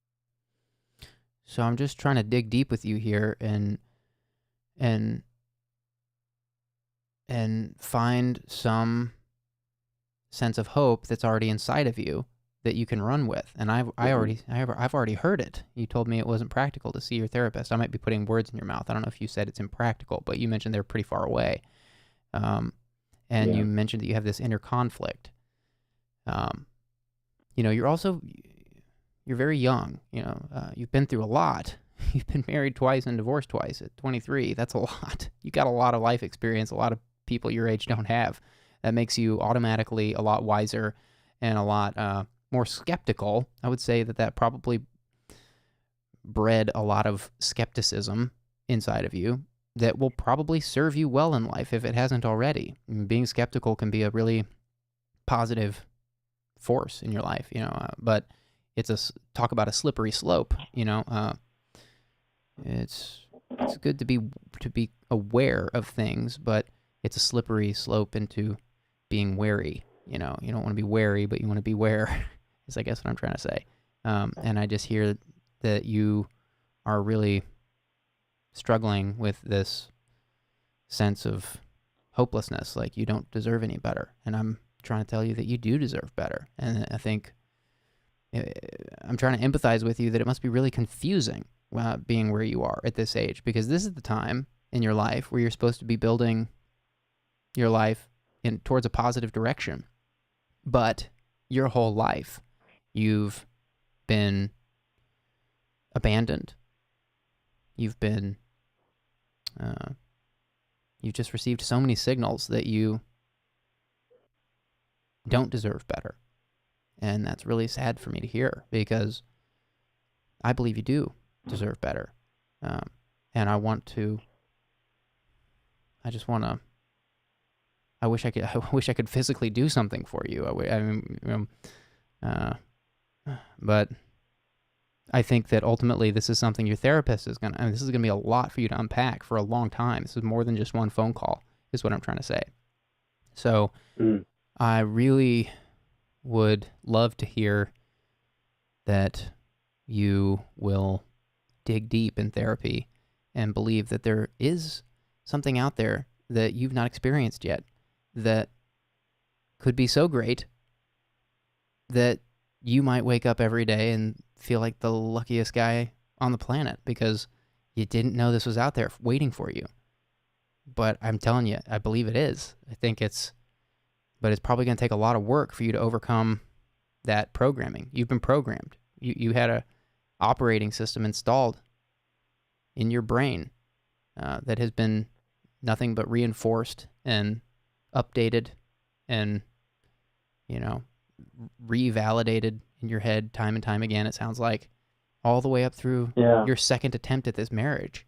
I can imagine that if I went through that, it would leave me feeling pretty hopeless. Yeah. It's funny you mentioned programming. I actually, up until I was 21, I was actually part of Mormonism, and it was just so ingrained into me of this culture that I had to grow up in, and it just felt like no matter what I did, I wouldn't measure up to what the standards of these practices would have me believe. Mm-hmm. And that I think reinforced that a little bit. And so I think there might be a little bit of religious trauma within me, to be honest. Yeah, it could be. That could be. There's a lot of religion that tells people they don't deserve better. There's a lot of religions that tell people that they're fundamentally awful. I've never been Mormon. I've had a lot of dear friends who grew up Mormon, and I'm very familiar with a lot of the Abrahamic religions that so many of are so guilt and shame focused, and I'm not sure if that, it sounds like you're saying that has had some kind of impact on this as well. Maybe that was another validator in your story that just reinforced this idea that you were unwanted and you weren't good enough. But programming is a really tricky thing. That's why I call it programming, because it's like a self-fulfilling prophecy. What we believe about the world and our place in it that usually is a self-fulfilling prophecy. If you don't believe you deserve better, you'll continue acting like you don't. And where will that get you? Yeah. KO from the chat. There's a couple things I want to highlight here, but KO from the chat said, "Oh, where did it go? It's gone up now. Boy, I was trying to chime in on this earlier, and now I lost it." They mentioned, here it is. They say, I haven't been in your situation, but coming from a difficult and broken home, you can and deserve better. There's some, I think they were typing fast. KO is an active member I've seen. They have a lot of good thoughts. But I hope that sentiment comes through. There was another person saying that they grew up adopted, another person in the chat whose message I can't find, but they said that they also grew up adopted, and they were encouraging you that you do deserve better. I don't think anybody here at least has been in your exact spot. I mean, your journey is unique on many levels. You carried that narrative all the way through to your second attempt at the same abusive marriage. It says a lot about you. I hear a lot of determination in that story. You're determined to find what it is you're after, but it also sounds like you were comfortable in the abusive marriage because it sounds like you felt like you deserved it, or it was all you deserved. But nobody deserves an abusive relationship. It's so hard hearing stories like that, because there's a lot of broken people out there. I'm resisting the urge to call them bad people, because again, I don't believe people are inherently good or bad. But there's a lot of people out there that just aren't thinking clearly, and these people become abusers. These people have no empathy. These people are often sociopaths. 15% of people are a sociopath. That's 1 in 7 people worldwide, sociopath. So they're everywhere. And for those of us who grew up in abusive homes or abandoned, with a sense of abandonment or lack of empathy,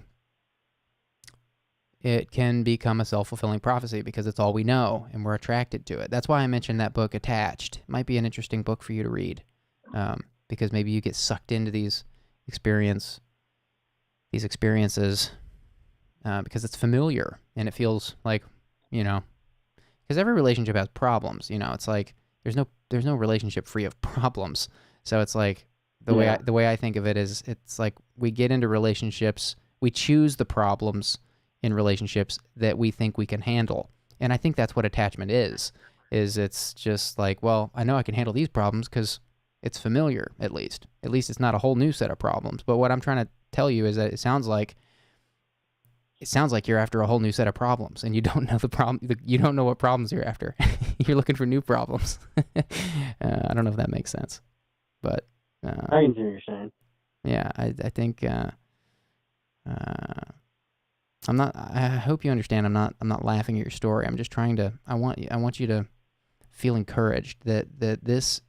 I would love to hear that this call was a first step that you made to begin to see the world differently. You're at the perfect age to begin to see the world differently. That's what your 20s are about.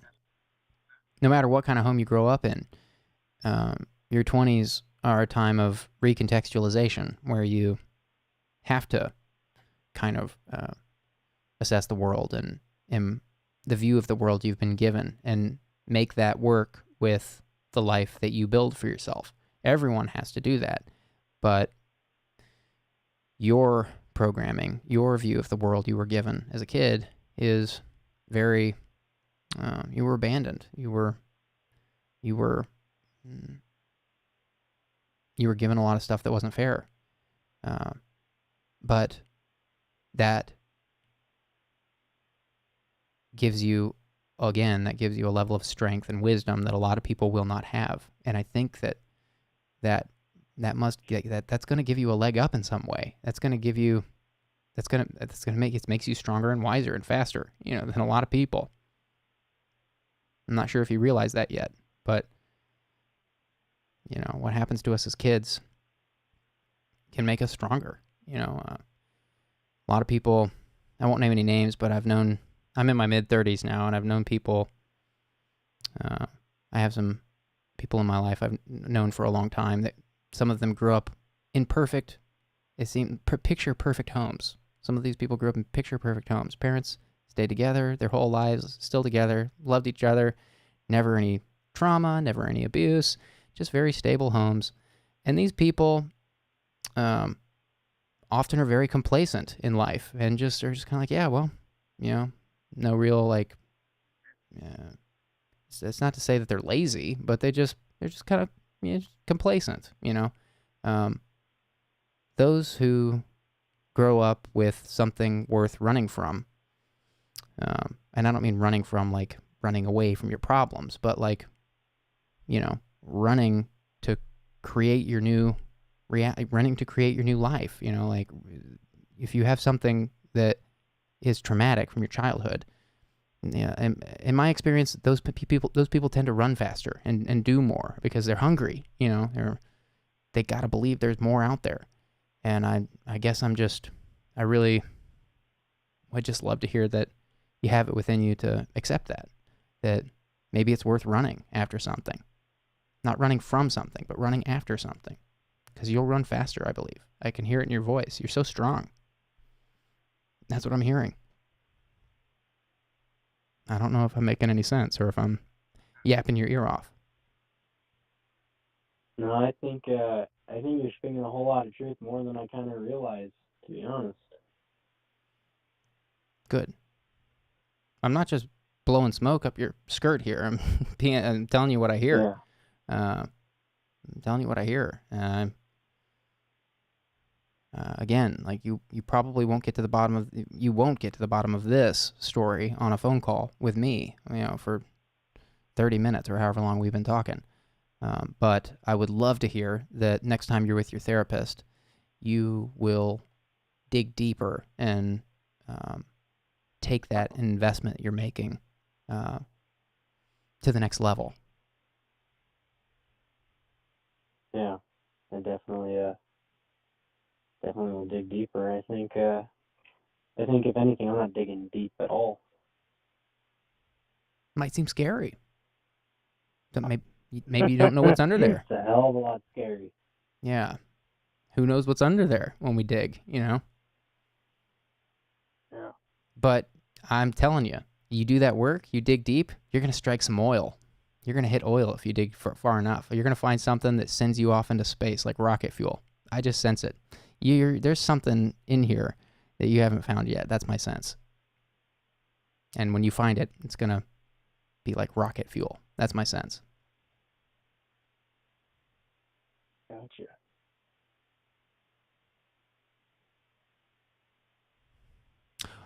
What about starting to read? We just got real grandiose there because I'm trying to. I want to encourage you, and I want you to see what I hear in your story, but I don't want to overload you with things to think about. These big grandiose concepts, I do think starting with this book attached would be a great place to start. You think are you a good reader? Do you have that in you to start reading that tomorrow? Or even listening to the audiobook? I think reading it would be better, but in one way or shape or form, do you think you could start reading it tomorrow? I definitely could, and to go more along that, I think I could get the audiobook, and if I'm driving 2.5 hours to see my therapist, why not just pitch that on and just listening to it all the way there? There you go. Great. You're going to show up to therapy already listening to Attached. They're going to say, what got into you? Yeah. Doing the homework. Just watching YouTube. Watching a lot of YouTube these days. Don't say that. They might get concerned. These are jokes. I'm joking. I feel I love hearing from callers like you because I sense a lot of hope in your voice, actually. So many people are calling in here at their wit's end, and they're like, they're grasping at straws. They have nothing. Some of them are on the verge of suicide, and they're just like, some of these callers, I hang up and I'm like, I hope that person's okay. I have no idea. I got hung up on once. This is only the 15th episode. I've already been hung up on once by one caller. They stayed on the phone with me for over an hour and then hung up on me. And I was like, I was shocked. I think it was episode 8. You can go back and watch it. I was like silent for like 10 seconds. I didn't know what to do. I was like, what do I do? Is that person okay? So like, I'm trying to encourage you that like, that's not what I hear in you. I hear somebody that's looking and they're digging and they just haven't struck the oil yet. But I think you're on the verge of a big discovery about yourself. You've been doing a lot of work. You gave your abusive marriage a second shot. That shows a lot of devotion and care. And I wouldn't call that foolishness. I would call that some hardcore dedication. You were you believed so hard that you went after it a second time. And what I'd hate to hear is that second failed attempt at the marriage took the wind out of your sails, because that's not worth taking the wind out of your sails. That was just a bad marriage. It was never going to work anyway. But maybe you needed to go through that to get where you are now. You can't.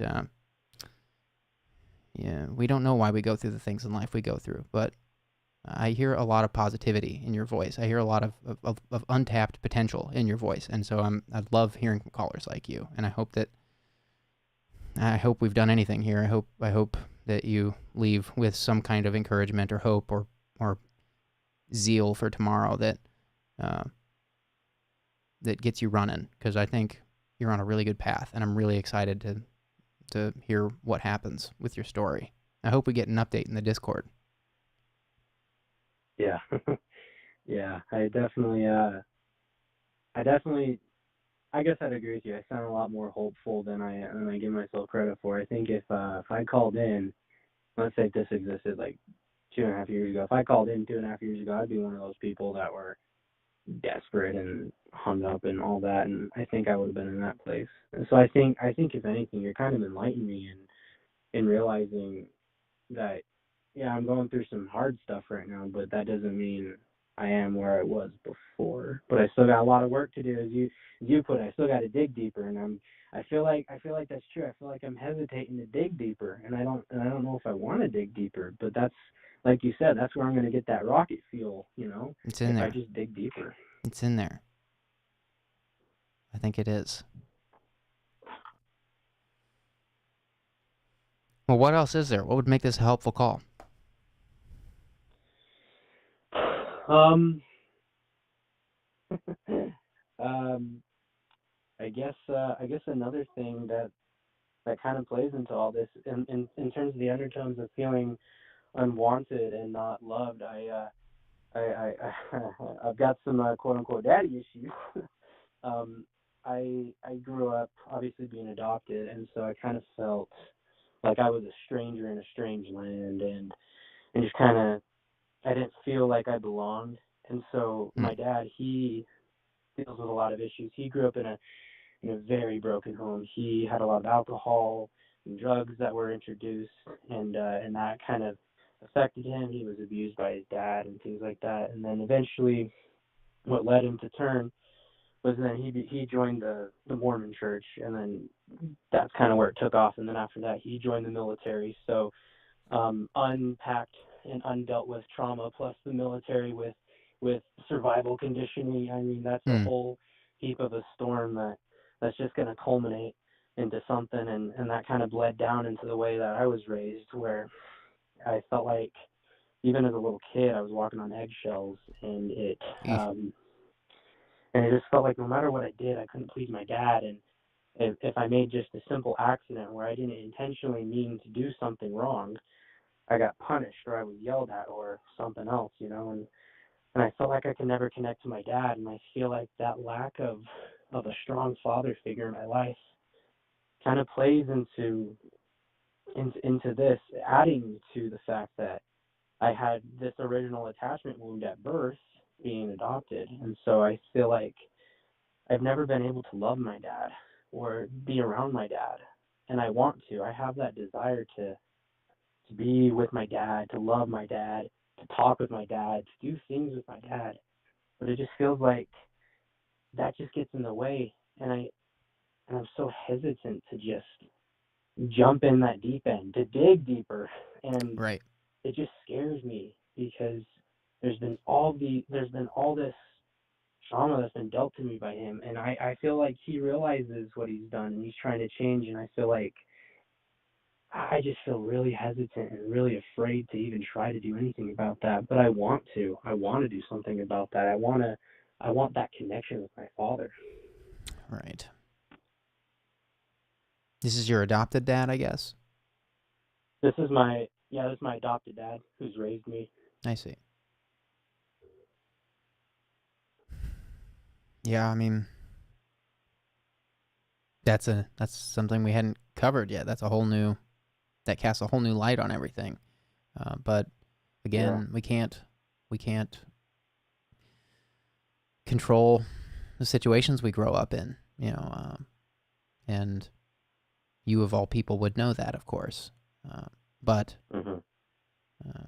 our parents, adopted or biological, are not always what we need.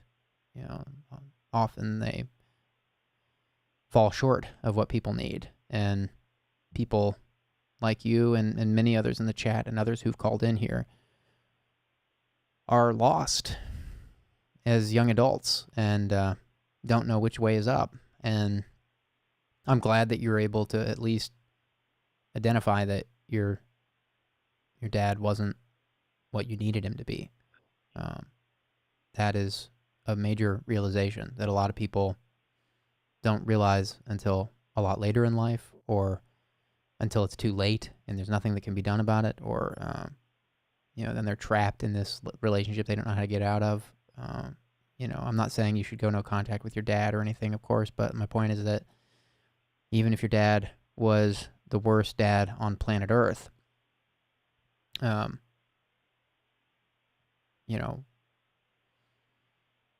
you can survive that. And again, I think you of all people would know that because of the story you just shared. I mean, I hear a lot of determination in your story and a lot of passion to make the best out of what resources you have immediately available. I don't hear somebody that's given up on life. I hear someone that's a little lost and a little confused and not sure which way is up. And I think that's perfectly understandable for where you are. But again, you're young, and these things will become clearer in time, I believe, especially if you keep doing the work.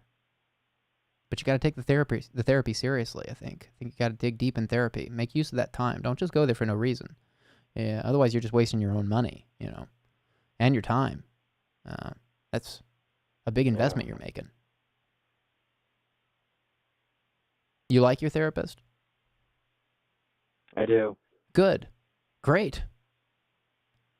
Yeah, that's awesome. So many people have called in here and said, like, I don't like my therapist. I don't believe in therapy. And I feel like we spend half these calls telling people why they should invest more time trying to find a therapist they like.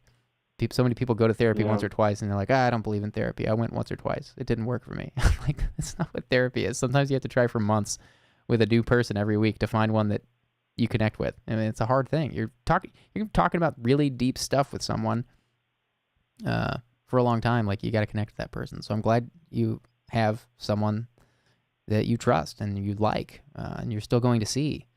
So yeah, use that time and do that work. If they make a recommendation, try to follow through with it, even if you don't know where it's going. Think of it like digging in that dirt, in your own soul. Think of it that way. You don't know what's under there, You don't know why you're digging, but there's something under there. Yeah, that's a good way of putting it.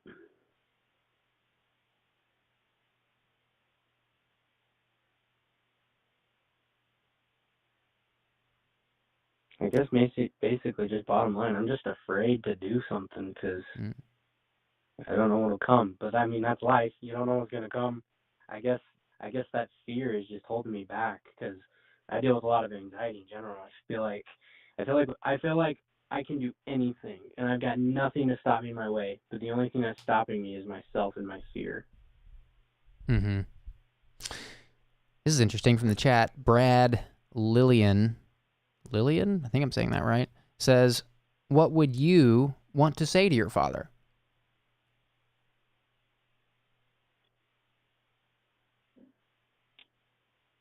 That's a big question. Oh, man. I thought that was good, too. Good one, Brad. Yeah. Wow. Brad knows what's up. Maybe don't answer it here if you can't think of it right away, but maybe write that down tomorrow and take it into therapy. Use that as a launching pad for your next therapy session. Say, hey, I realized I have this question for my dad, and I don't know what to do with it. Maybe that's a great first shovel in the dirt for you. And maybe you don't even need to tell your dad. Maybe you don't even need to ask your dad anything. But knowing what you would ask him would be maybe a good first step. Or a good second step after reading it. Attached. I do think you got to read Attached. Yeah, I agree with that.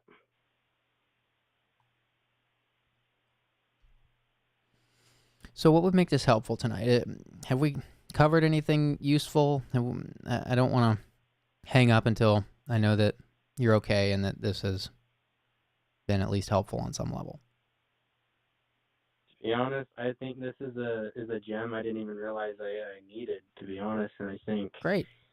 I think it's done more helpful than I could honestly imagine, and I think I think you've given me some points that I haven't even realized. You've given me a new resource to turn to, and with Brad's big old question, I think that's something I think that's the big deep step I don't want to dig up, and I think that's where I got to start. Yeah. There may be some mourning in there for you, like mourning with a U, like maybe some sadness. That's okay though. Don't be afraid of the emotions. I don't know if you're comfortable with that or not. I can't tell, but if you said you're afraid, so don't be afraid what's under there. It's not you. What's under there is not necessarily, well, I guess I should say what's under there is you, but the dirt you have to dig through to get to you is not you. Don't be afraid what dirt you pull up.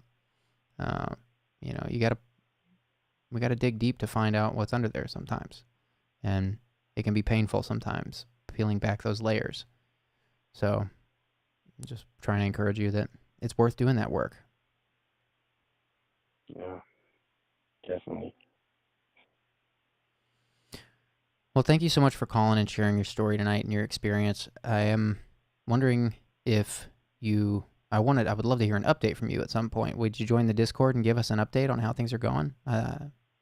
It's the best way I've found to get updates from people like you.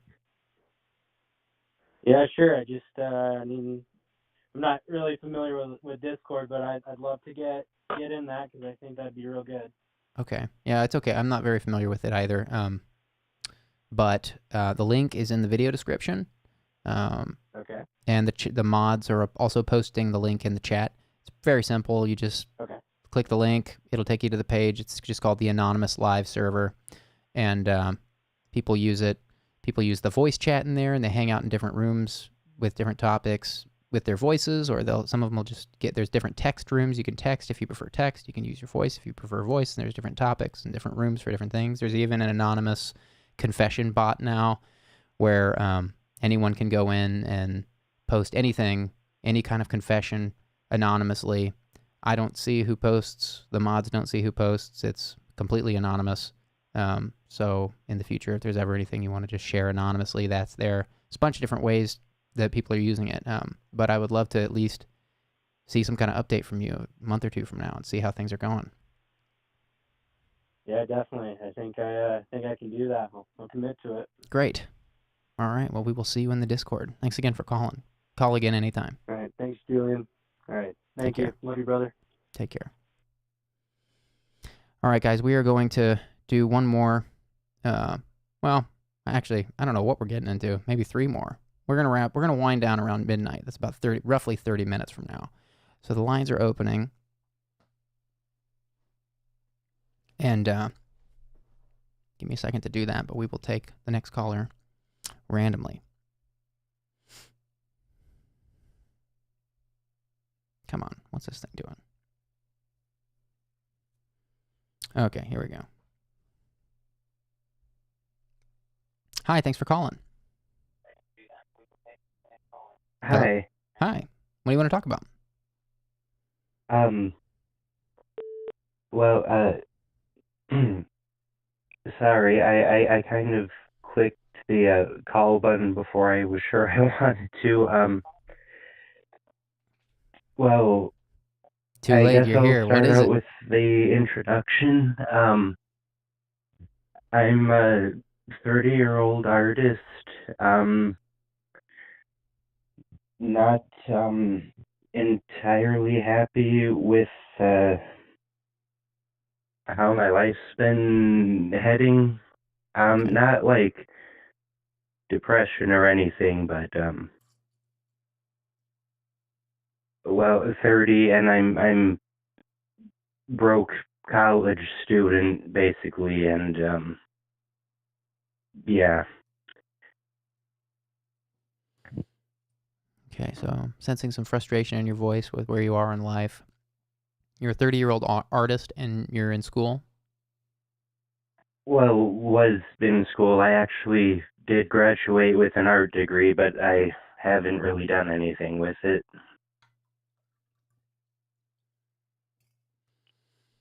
What kind of art are you into?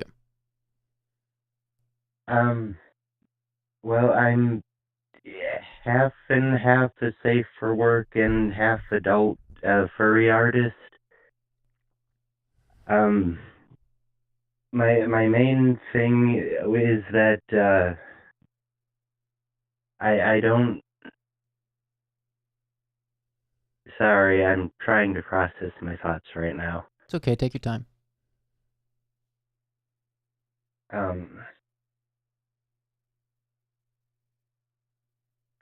I've been trying to take steps to become an artist full time. Though I live with my grandmother who adopted me when I was a teenager because, again, very broke from college.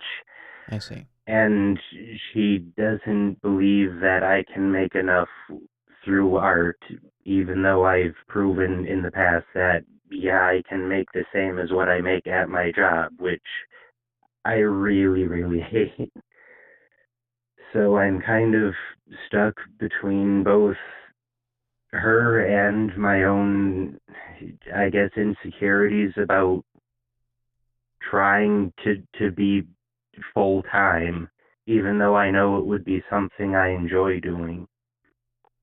So you made a lot of money doing this furry art, and then what happened? Income stopped happening, or?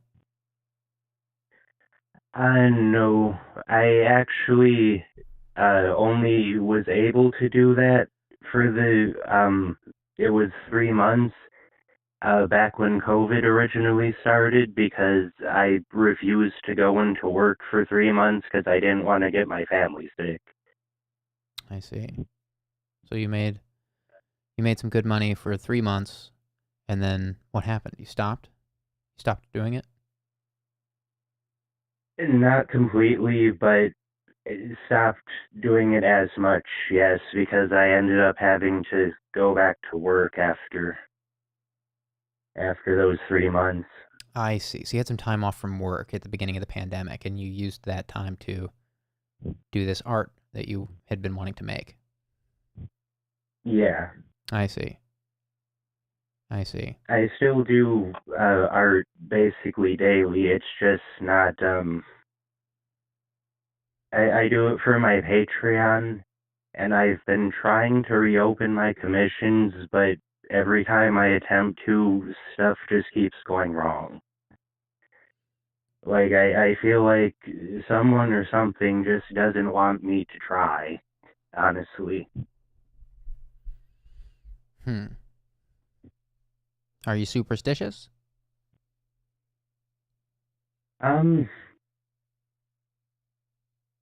That's kind of a hard question. Yes and no. I'm borderline Asperger's, so I have, like, on the one hand, yes, I am, but on the other hand, I'm extremely logical, and it's weird. It conflicts a lot. You have a diagnosis, or you speculate you're on the spectrum? Diagnosis, though, it was from many, many years ago. I see. I see. So you're calling in tonight because you're frustrated with where you are in life. We try very hard not to get into career advice on this show. Namely, because I don't want to mess up your life on a short phone call here. I mean, career advice is very serious. That could go horribly wrong if I start giving you career advice on a short phone call. However, you mentioned you were calling in because you're frustrated with where you are. So I wonder what would make this a helpful call. I mean, happy to spitball with you a little bit and hear your story, and again, I on anything related to the frustration or the motivation. If you're struggling with motivation, these are all things we can talk about. What would make this helpful?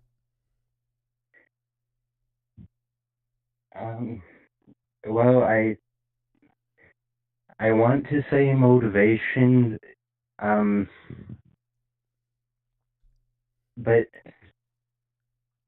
I think I might be manic depressive, depressant, however you say that, because I get really motivated out of nowhere a lot, and then I'm just not. Like, I'm not depressed anymore, thankfully, at least for the most part, but I sometimes just lose motivation to do anything. I see. Also, sorry if my voice is shaky at all. I'm a very introverted person, and again, my finger kind of slipped when I was deciding to call or not. It's okay. There's no need to be nervous. This is what we're here for. The chat and I are happy you're sharing. Do you have a therapist? I mean, you mentioned you have a diagnosis from a long time ago, so I'm wondering if therapy is part of your life, if you've kept up a relationship like that in any way, or if this is something that you're completely alone in. I don't have a therapist. I've tried multiple times in the past, and I don't know if it's because I'm stubborn or I don't think it would work for me or something, but it just never really clicked with any therapist I've had. One of my best friends though does help a lot. He's very what's the word, philosophical and very intelligent person, so he's more or less a therapist sometimes. I see. That's good. I'm glad you have someone like that.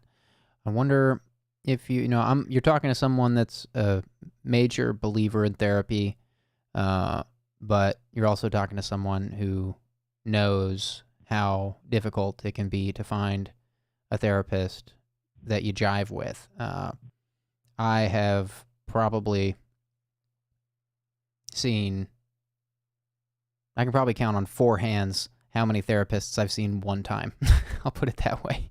I've seen probably 20 therapists one time just to get to, there's been a handful that I've seen over, probably the last 15 years, 10 years, something like that.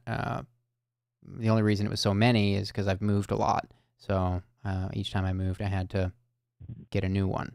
But the point isn't my experience, but you're talking to someone that does believe in therapy. I do believe therapy can be helpful for anyone. And I wonder if you're on the spectrum, if you've sought out a therapist that specializes in Asperger's, or as it's called now, it's all ASD now. So have you sought out a therapist that can, a lot of these, if a therapist specializes in autism spectrum disorder, they might be able to better click with you, as you put it, I believe. I actually hadn't thought of that. Okay. I might have seen therapists like that just without knowing they were, but in general, I haven't specifically sought that out. Okay. Though the person who diagnosed me originally was that type of specialist. Right. And I saw him for, I think, 4 years, maybe. Okay. Well, I'm glad that you got a diagnosis out of that and that you can use that moving forward to understand yourself and build a heuristic for the world around you. And it sounds like that's been really helpful for you. So I'm glad you have that. I do believe, after hearing you say that that there may be some more options you could pursue with therapy, specifically a therapist that specializes in clients with autism spectrum disorder. That gives me hope, knowing that you think there's more digging to be done there. Are you able to afford therapy? Is that something you could look into maybe tomorrow morning? That is a good question. If my insurance would cover it, then yes. Otherwise, absolutely not. I see. The other issue with therapy for me, though, is that because of my job, I'm part-time making sandwiches. Every time I have any free time aside from a little time I set aside for my friends, I'm always working on art.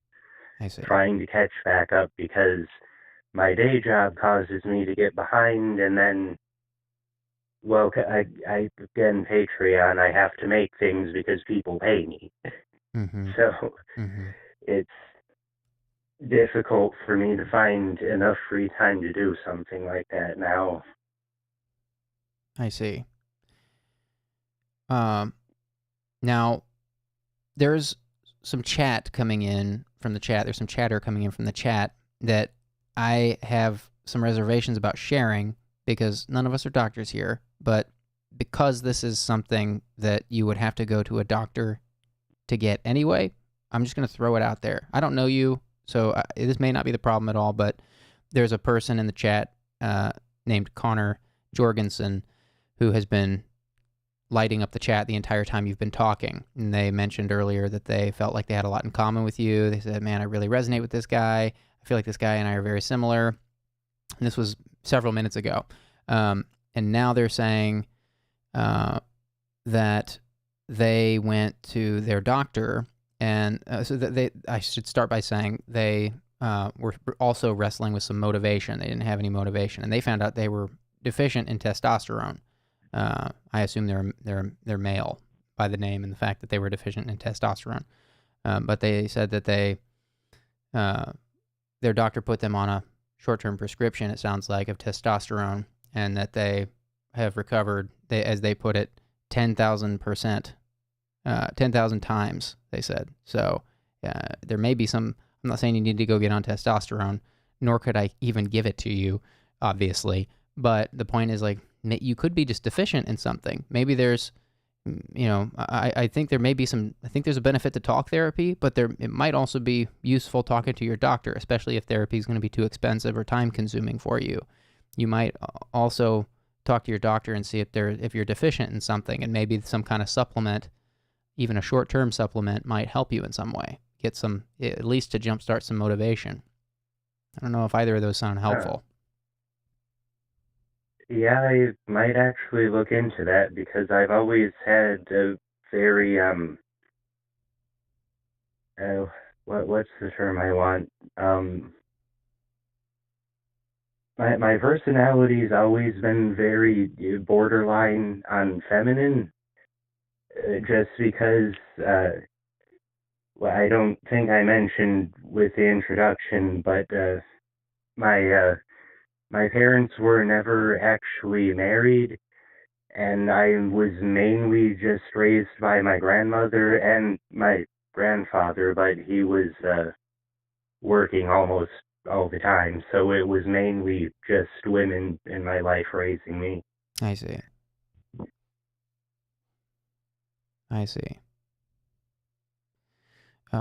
Someone else from the chat, Cameron Petit, am I reading that right? Says to ask you if you have a good diet, good nutrition, fitness routine. These are also good questions. Those can contribute to motivation, and also just your body is its own ecosystem and it needs certain things. So I'm also wondering what they're wondering about your lifestyle, and if you eat well, if you exercise, and things like that. That's actually something I've started to try working on recently, like very recently, because my diet is not great. Okay. I'm, what am I now, like 250, I think, or no less than that, 230 something, and 6'1", so that's, well, the doctor's standards, I guess I'm considered obese, so yeah. Okay. Well, that can, some exercise to get your body moving. If you're saying you're obese, so going for a little run every day, you might not want to push it too hard at first. You might want to go easy, the little things, a little run. Yeah. But like those little things can add up to some really big things over time. And it might be, look, like I'm just spitballing with you here. I don't know if it's, right. I don't know what it is here. I do think therapy is probably high up on the list based on what I'm hearing. I think it's also worth talking to your doctor, but I also think a run is something you can do tomorrow, for free. That there's a great app, Couch to 5K. Have you heard of that app for your phone? Mm-mm. Oh man, this app is going to change your life. Couch to 5K is what it's called. Kind of a funny name, but it implies you can go from being a couch potato to running a 5K, which is a type of race if you're not familiar. And it's like a personal trainer on your phone, and you load the app up, you put some headphones in, put the phone in your pocket, go for a run, listen to some music, and every 90 seconds it tells you, or it changes depending on how much you use it. So the very first time you use it, it's going to have you run for 90 seconds and then walk for 90 seconds and then run for 90 seconds and walk for 90 seconds. And it's going to have you do that for about 20 minutes. And then the next day it'll get a little harder. And the next day it'll get a little harder.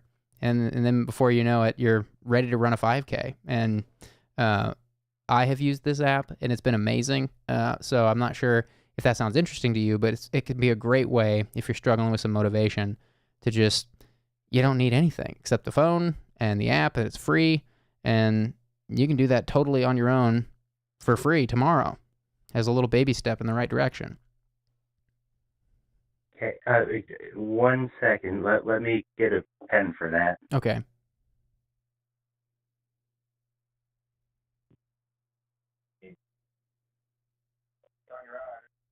Where's my... okay. Also had to mute my computer. I didn't want any Thank echoing. you. Thank you. What was the app called again? Couch 2. I believe it's the number 2. 5K. Hey, thank you. Yeah, I hope that helps.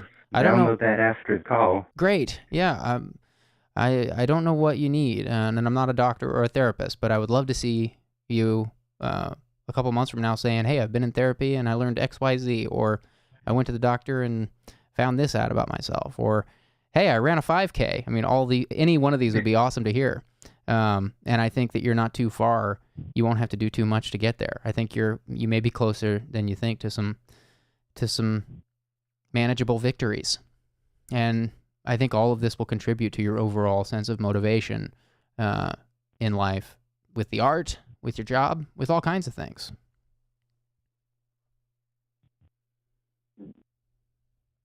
Yeah, I don't know about the therapy still, but I'm definitely going to see about everything else. Okay, that's all right. I do think if you have it in you to dig deep in some therapy, again, just keep in mind, you're talking to somebody that really believes in therapy, so I might be telling you stuff you don't want to hear, but if you were to go down that road, I do think finding someone that specializes in clients with autism spectrum disorder would be what you would be after. It doesn't surprise me that you've had a hard time connecting with therapists without that criteria. That makes perfect sense to me. I'll just say that much. Fair enough. I can still try to look into that regardless if I really want to go for it or not. Great. Well, I think this is encouraging to hear. I don't know if you feel any better, but I'm happy to hear that you lit up a little bit when we were talking about the couch to 5K thing. I don't know if this has been helpful at all. What would make this helpful? What would make this a good call for you? Honestly, it already has been. Like, I feel much more energetic. Great. After that. Okay, great. Are you on Discord? Yeah.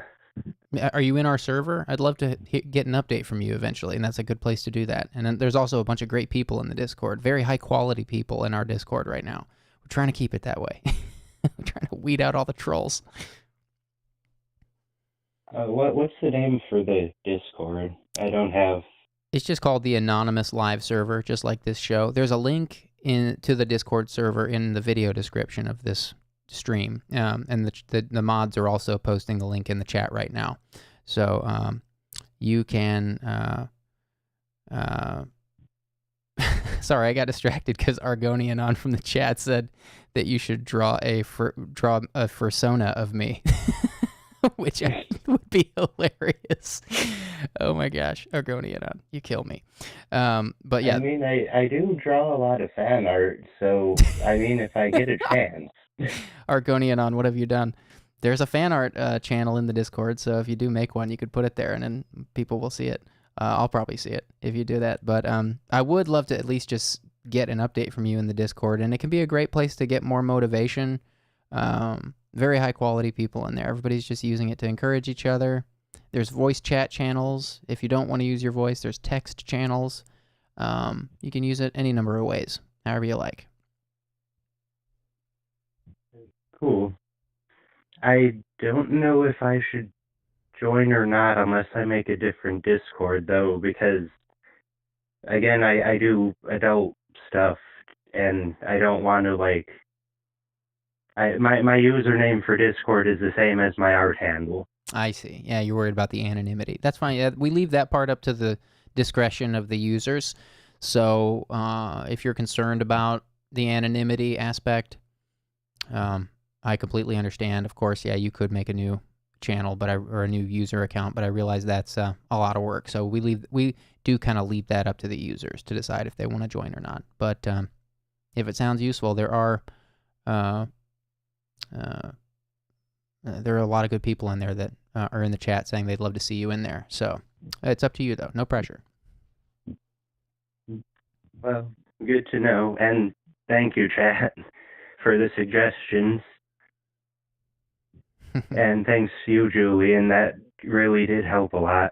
Great. Well, I'm just happy to listen and spitball with you a little bit. That was nice. I'm glad that you got a little something out of it, some motivation, whatever you call it. I'm glad you got something for tomorrow. And I hope to hear that you get something out of that run. That runner's high is real. I'm not sure if you're familiar with it, but when you come back off of a good run, it literally feels like you've had a beer or something. It's something else. I do love running. I just don't go out a lot because horrible allergies. I see. Well, I'd say wear a mask, but that's kind of counterintuitive to the run. Yeah. You might pass out depending on where you live. It's probably a bad idea. Well, thanks so much for calling in tonight and sharing. Call again anytime. Wish you the best of luck. Thanks. Have a good one. You too. Take care. All right, chat. That was it for tonight. It is now 11:59 p.m. Central Time, so we will be getting into another can of worms to take another call at this hour. But this was just, wow, this episode was, wow, there's just so many different things going on in this episode. I'm going to be thinking about this last 3 hours for a while. Chat, you guys are awesome. Always love reading the ideas, and also it's so encouraging when, it never ceases to amaze me. Somebody can call in with the most crazy, unique, niche-sounding experience, and then there's always one or two people in the chat going like, "Oh yeah, at least there's one or two." Sometimes there's dozens, and it's just crazy how many people are going through similar things, and that's why we do this. And I'm just so happy to see people are here every week, and I'm loving what the Discord is turning into. So thank you guys for showing up to these, for contributing in the chat. If you're not in the Discord yet, come join us. Link is in the description. And we are planning all kinds of new bells and whistles for the Discord coming soon. There's also some new bells and whistles coming to this show. It's all happening very slowly because this is an endeavor of love. And we're just taking our time. I'm not making any fast moves here. In fact, this new logo that you see in the bottom left-hand corner of your screen is brand new. It took us 15 episodes to even make a logo because I was so hesitant to do anything with it. I was keeping this very... my first instinct was to just keep this free of art. I didn't want to do anything expressive that would cause a reaction to any of these callers because, I wanted to just keep this feeling very open and safe, like a place that anybody would want to call into. And so I was really hesitant to put any kind of artwork, associate any artwork with the show or any logo. But I finally decided that we needed something like this logo to kind of make it clearer the goal of this word anonymous we're using and the special spelling we're using of it. Because it's kind of like, it's a little bit like Alone Together or something like that, That's what I like about it. So thank you guys for your patience as we slowly evolve this thing into something that makes sense, and I'm glad that you guys are here for the ride. So we do these 3 times a week. If this was your first time joining, we do these 3 times a week, Sundays, Tuesdays, Thursdays, 9 p.m. Central to midnight, roughly. And always look forward to them. And I do pop into the Discord from time to time. So if you're there, I will see you there. And if not, I'll see you here next time, Tuesday, 9 p.m. Central. See you guys soon. Take care.